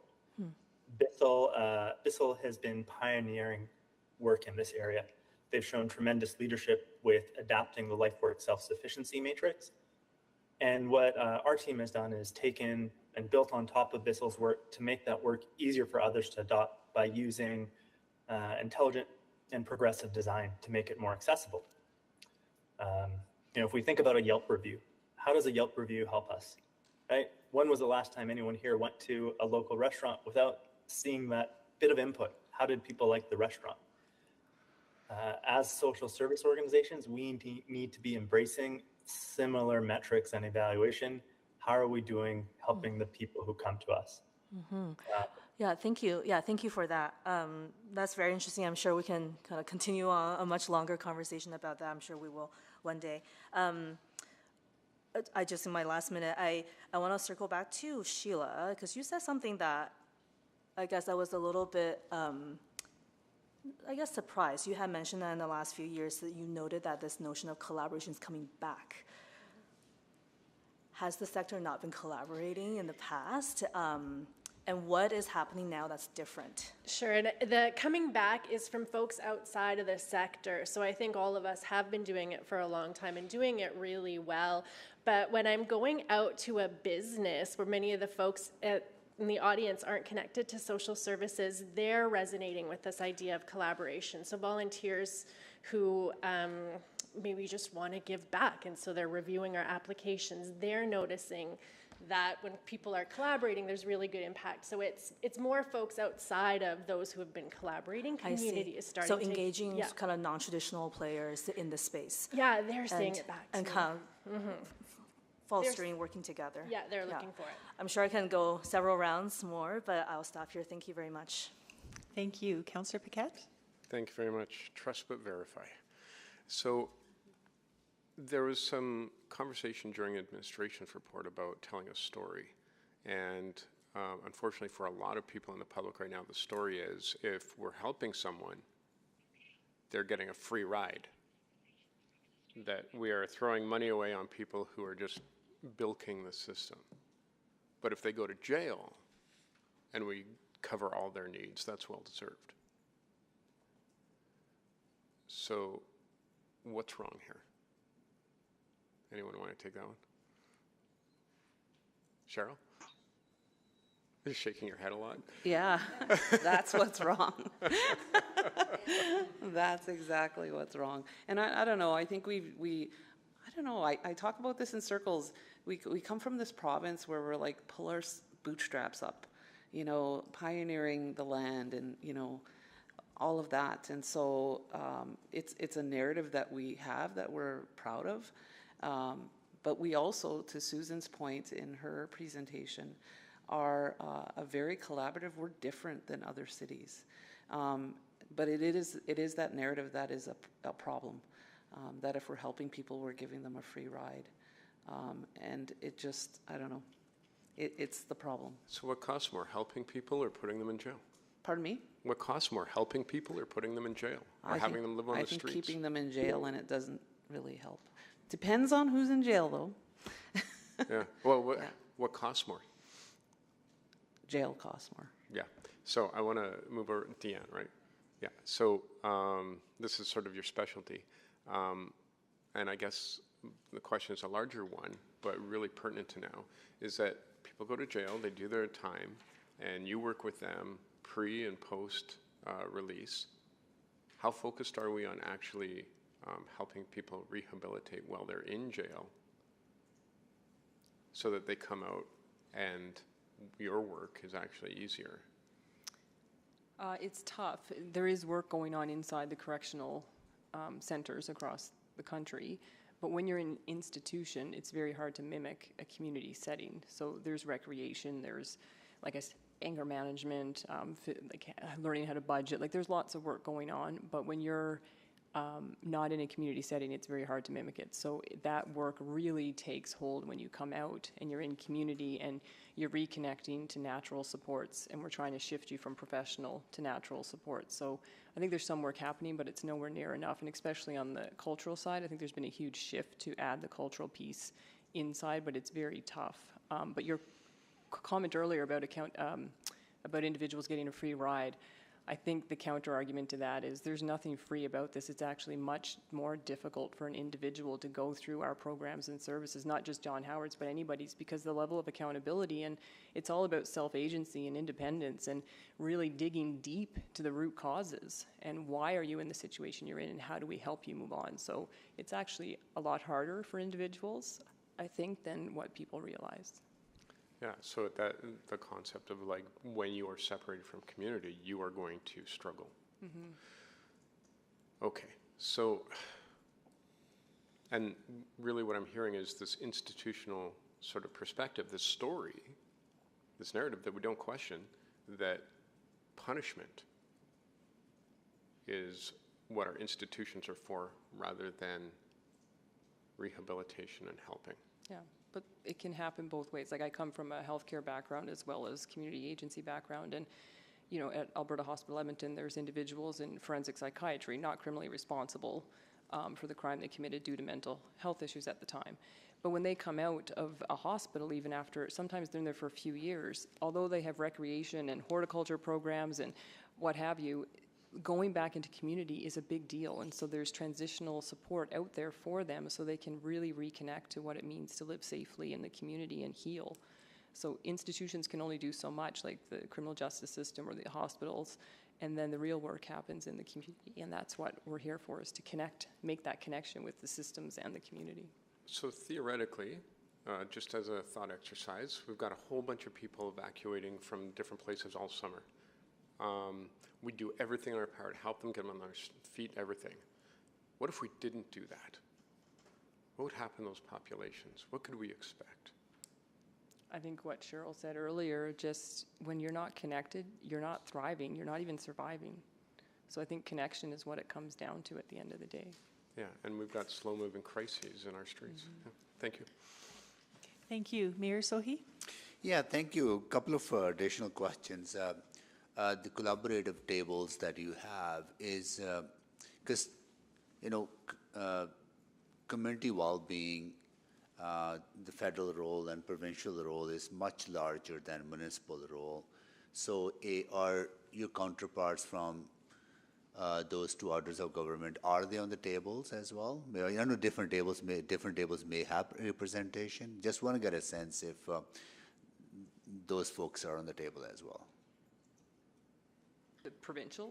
Provincial, or in some case federal? Yeah, I know for John Howard, like we were just asked from the Minister of Justice to provide to them a briefing note on cross-ministry collaborations and what's possible. So we provided them a briefing note of the systems changes that are necessary to help clients reintegrate. So we are being asked from different levels of government.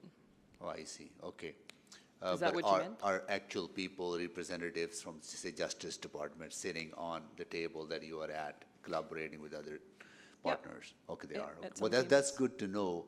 I'm just wondering if the level of collaboration that we're seeing at a community level among service providers, if that collaboration also exists among funders, right? Are funders sitting on the same table? United Way, community foundations, municipal government, federal government, provincial government, all thinking about these system changes, right?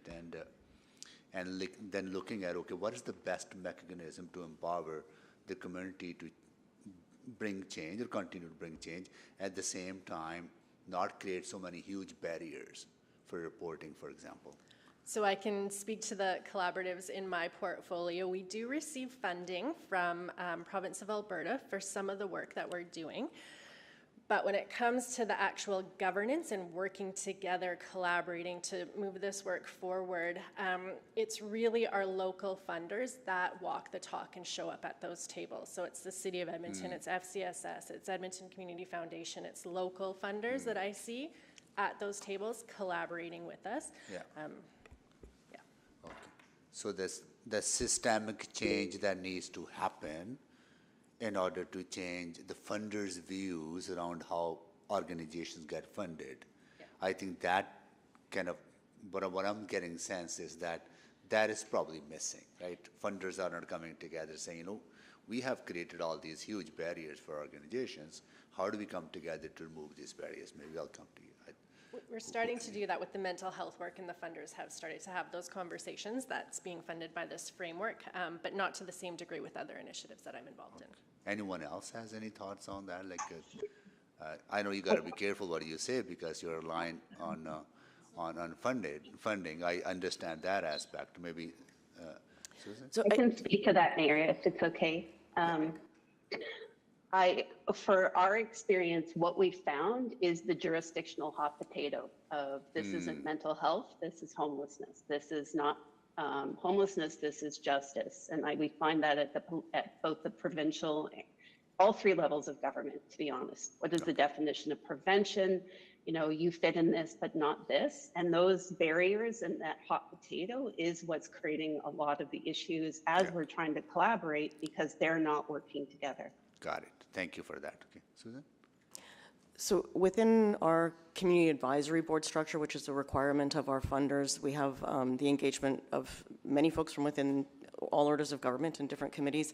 And I think that there's a really practical space, but I think, Mayor, the opportunity with the wellness strategy to elevate a lot of what these challenges are is still potentially a gap at a more senior kind of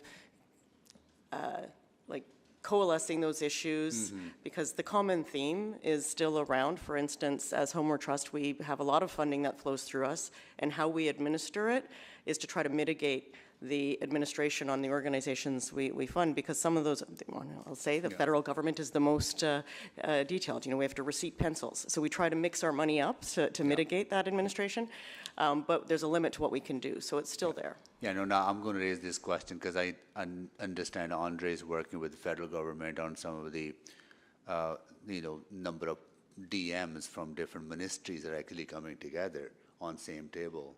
Maybe that needs to happen more often. About these issues. All the DMs are responsible for ministries, but they don't talk to each other sometimes, right? So I think, okay, I'll ask that question too. Thank you so much once again. Deeply, deeply appreciate the work you're doing. Yeah. Thank you. Councillor Rice, go ahead. Thank you. I really appreciate this conversation. I heard lots of good points and great discussion as well. So my question, and specifically, I want to go back, focus on our city strategy here. Since we implemented, has there been progress with a certain programs and the services you provided, and considering the crime rate increase and the homelessness population still increase as well. So I just want to focus on that implementation piece. Is there any progress you can share with us?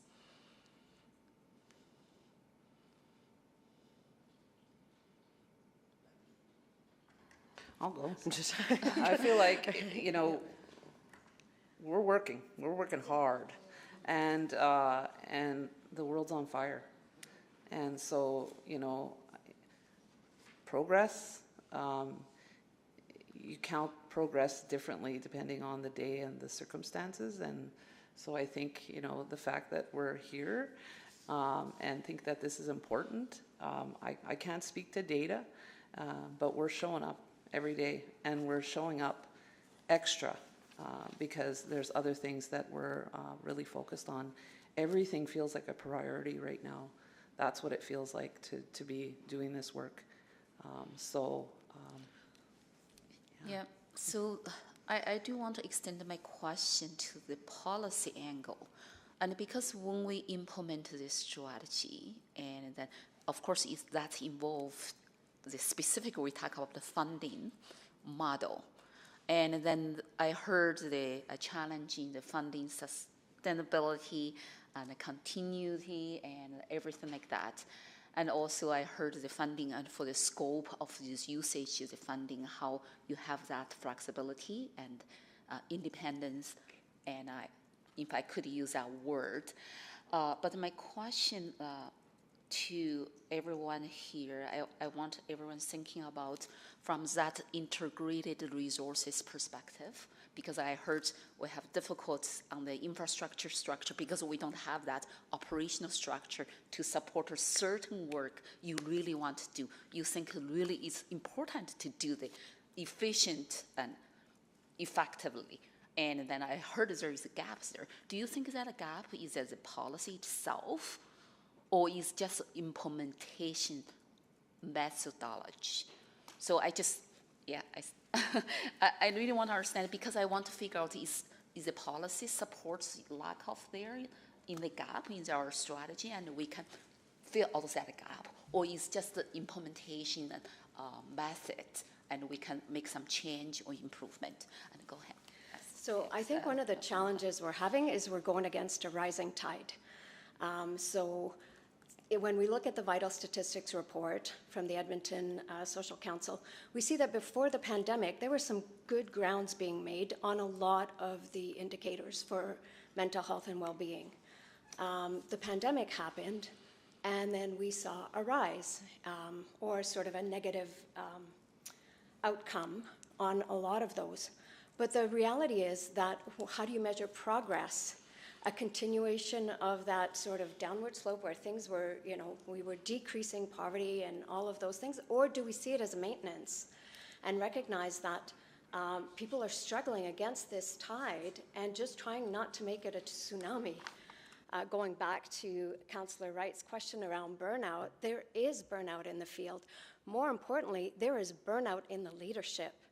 We're seeing a huge increase in retirement of senior executives.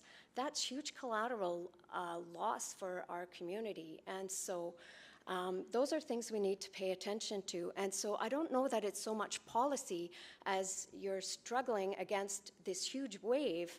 And so once again, we need to play the long game. We need to anchor ourselves to what we know works, which is working together.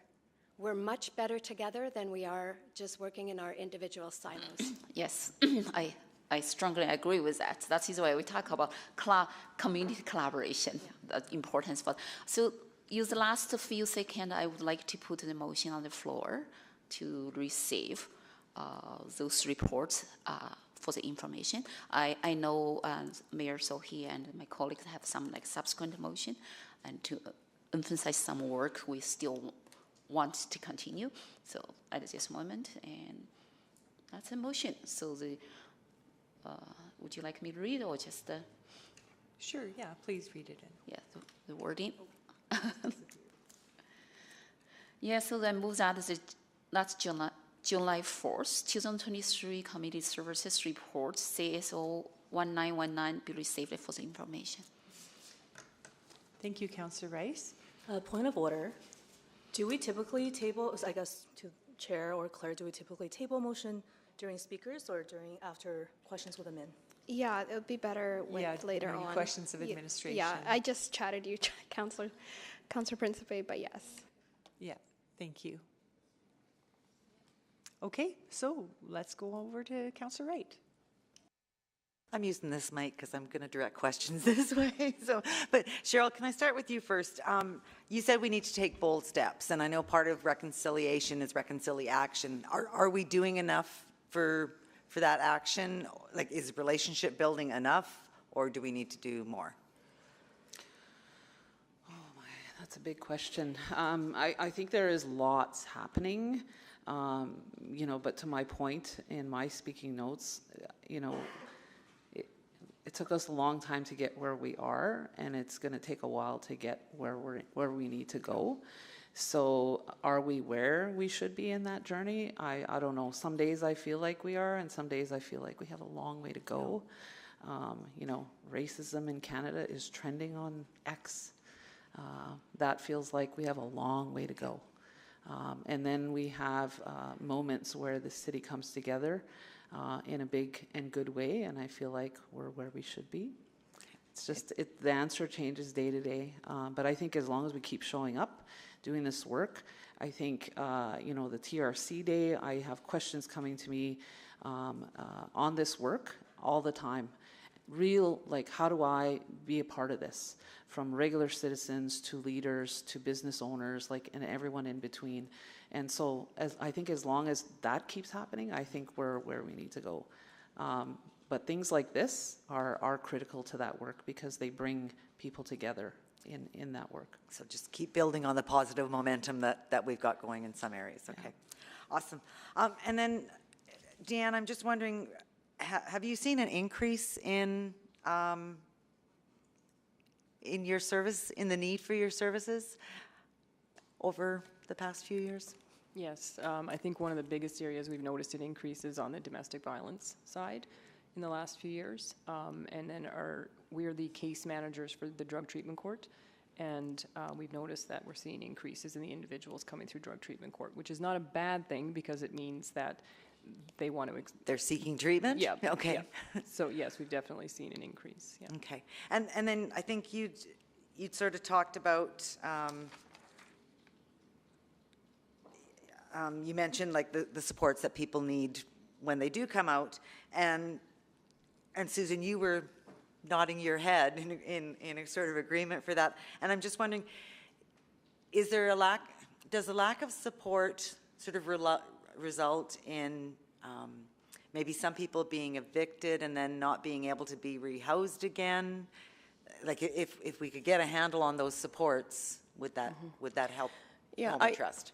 I'd like to respond to that and just really acknowledge the circumstances we're in are so unusual in terms of the number of folks going straight from an experience of housing either to the street or living rough. We have a lot of folks that are provisionally housed that might be couch surfing typically, but there's been a real shift in dynamics around just natural and family support systems as well as social systems because of the last 4 years. So that's a backdrop to a lot of the other things that we're seeing. So thinking about how we turn that around is, I think, the thing about the community, this strategy, is that it's a long game, and I really love that expression.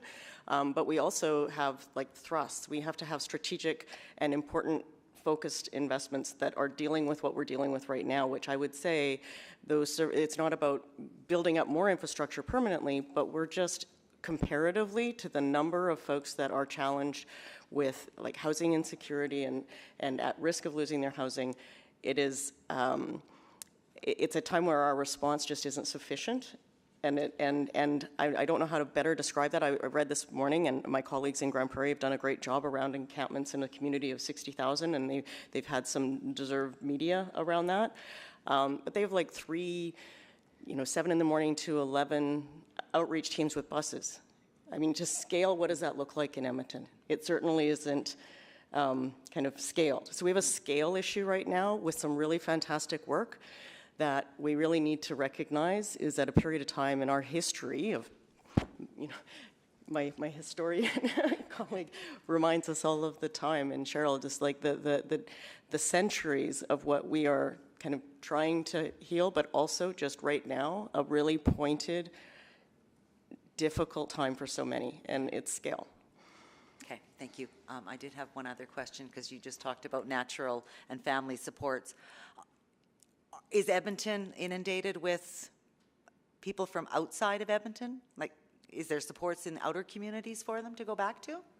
So we're told. I don't know if I've seen the numbers myself, but yeah, there are, I don't say there are the same amount of supports in other communities, but that's something we do have to work on in partnership with individuals outside of, and organizations outside of Edmonton to help them, because they come out on remand and bail with no supports, and we do our best to connect them where we can. Okay, thank you very much. Thank you. Councillor Tang? Thank you very much. Gary, if you're still there, I want to pick up on something you said about the strategy itself. It's big, but there's lots of big work underneath each of them.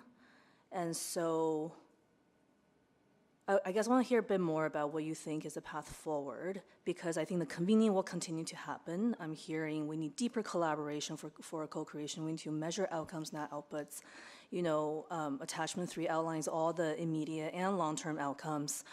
And we have separate evaluation framework for some individual strategy, right, on anti-racism, on truth and reconciliation, or Indigenous framework.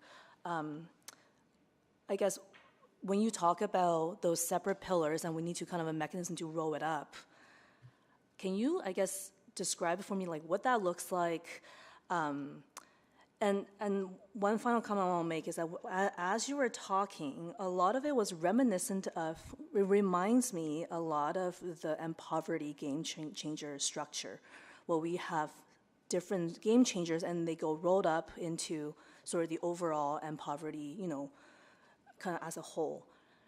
I know it's not the same thing. I guess from a strategy coordination perspective, what needs to happen? What needs to be different?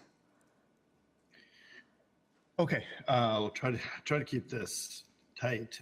Very complex question, though, right? I'd say I'll start by plugging what we're doing already.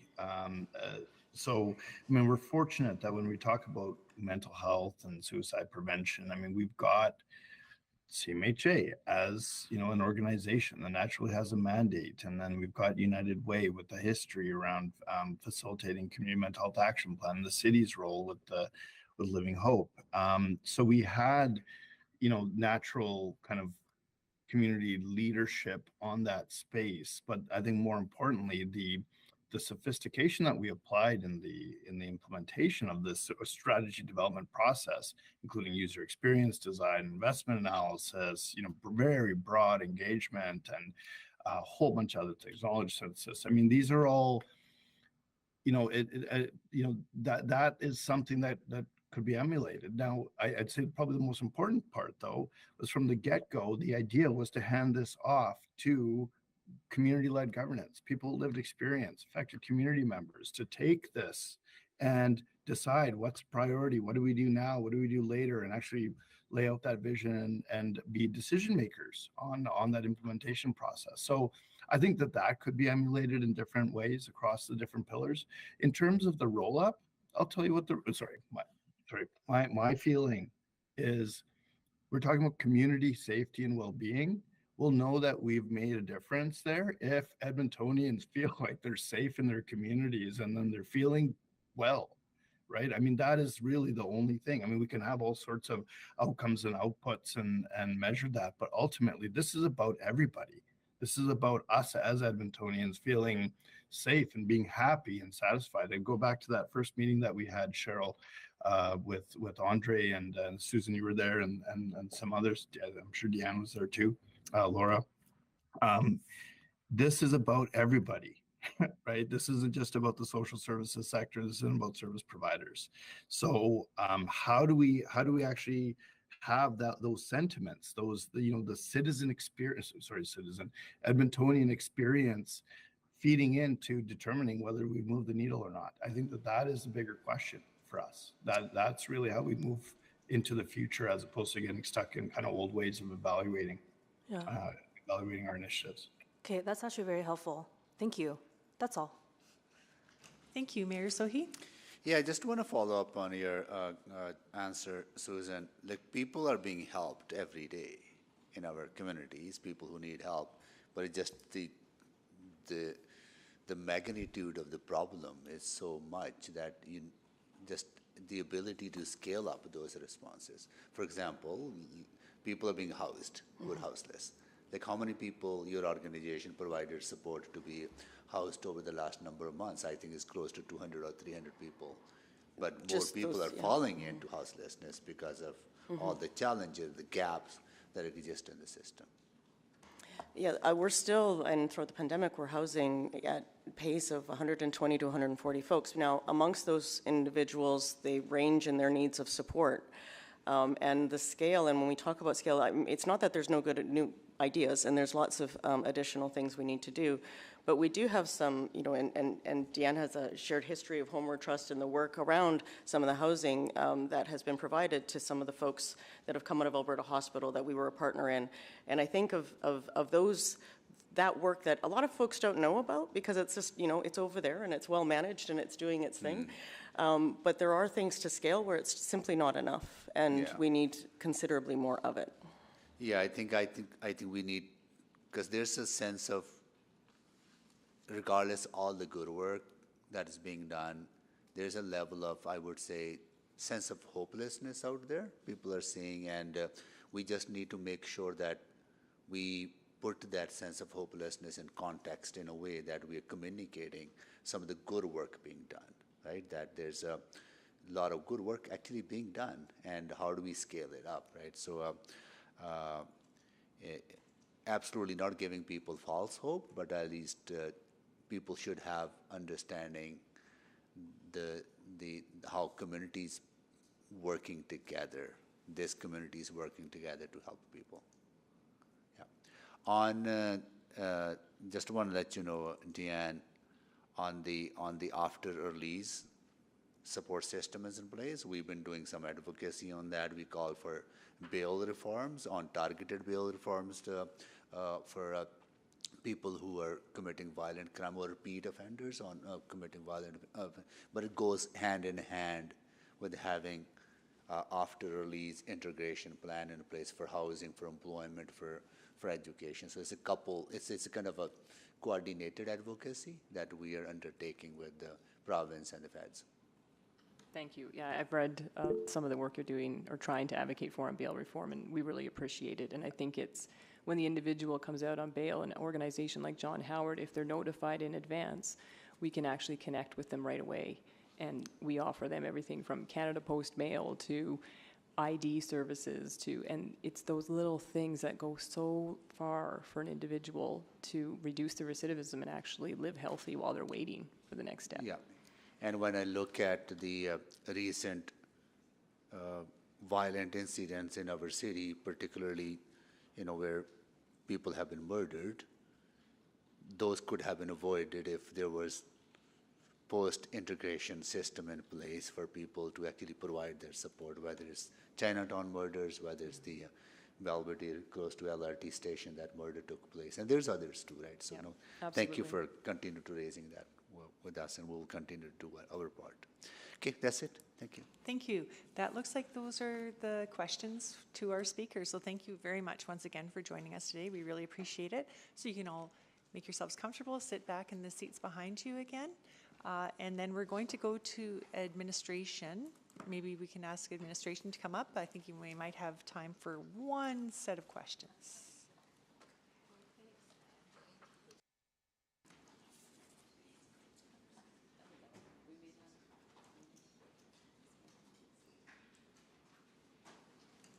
Thank you. Councillor Rice, please go ahead.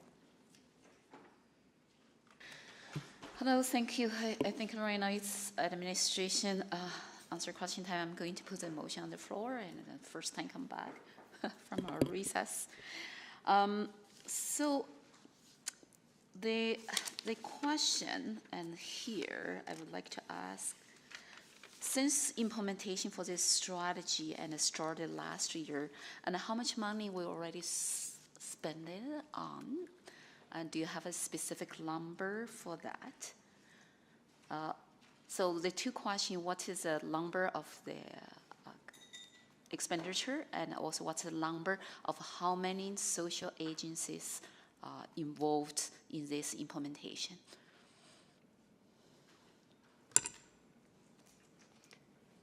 Yes, so we have the number per year that has been spent, and that's also in the report. So it's based on, some is ongoing and some is one time. So we can pull that together, but while we do so, in terms of the number of organizations that have been involved, so we mentioned early on that the intention is that we'll continue to build. So we've started with about 60 partners and brought them together for some initial conversations and gatherings, and that will continue to expand as we hear other interest, and we have an open door policy for organizations that want to join us. And specifically, I would like to have the number, how many organizations received funding? Okay. I don't think we have that number immediately, because we do have a number of grants that have gone out, so we could pull that together for you, I think, in return. Yeah, wonderful. Thank you for that information. The reason for me to ask is that this question, I do have some organization approach to me to demonstrate concern and then for the funding opportunity, and specifically from racialized community. And this community safety and well-being, and we really want to address that gap in the racialized community, is actually underrepresented and currently. So that is why the question, I would like to have that information. Thank you. So that's first question. The second question, in terms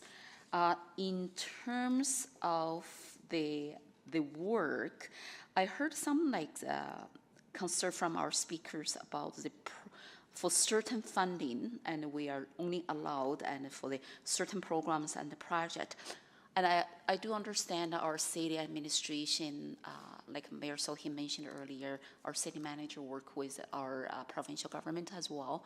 And for the, is there any way, can you share with me, we can identify some the program gap and the project gaps for our funding, and we could cover. And because they said for certain programs only go to, or certain funding only go to certain program. So if you want to use the funding for certain other type of program and services, it seems is limited. And then is there any way in our implementation action plan, and we can address this? So I think you're speaking to some of, our internal programs and grants, or external as well? The funding and the funding we give out and to the organizations. Yes, and how to make sure that's really focused in addressing gaps. And then address the gaps, and then they can use those funding and really to fill those gaps. Right. So one thing that we've done since the last grants went out and some of those funds were provided to community organizations is we've started these conversations across many different organizations. And the intention is just that, Councillor, which is we will be having really strategic conversations to ground any of our grant criteria in what community is telling us are some of those major gaps. So in these last conversations, we heard some focus areas, that being prevention, that there's some real gaps in funding available to support preventative efforts for things like houselessness for youth or mental health. We heard about a gap in early intervention funding as well, that there can be a lack of funding to support programs that really target folks when they're experiencing those risk factors. And then the third focus area and gap we heard about was collaboration, and obviously that's been a conversation today, that organizations need that support in order to deliver the services, especially with growing need. So those were some of the initial thoughts that we heard from community partners, but the intention through our collaboration model is that that will be the structure we can have ongoing conversations, identify emerging needs, and really action that as a city. Okay, so my time is out. I will come back in terms of evaluation and measures progress.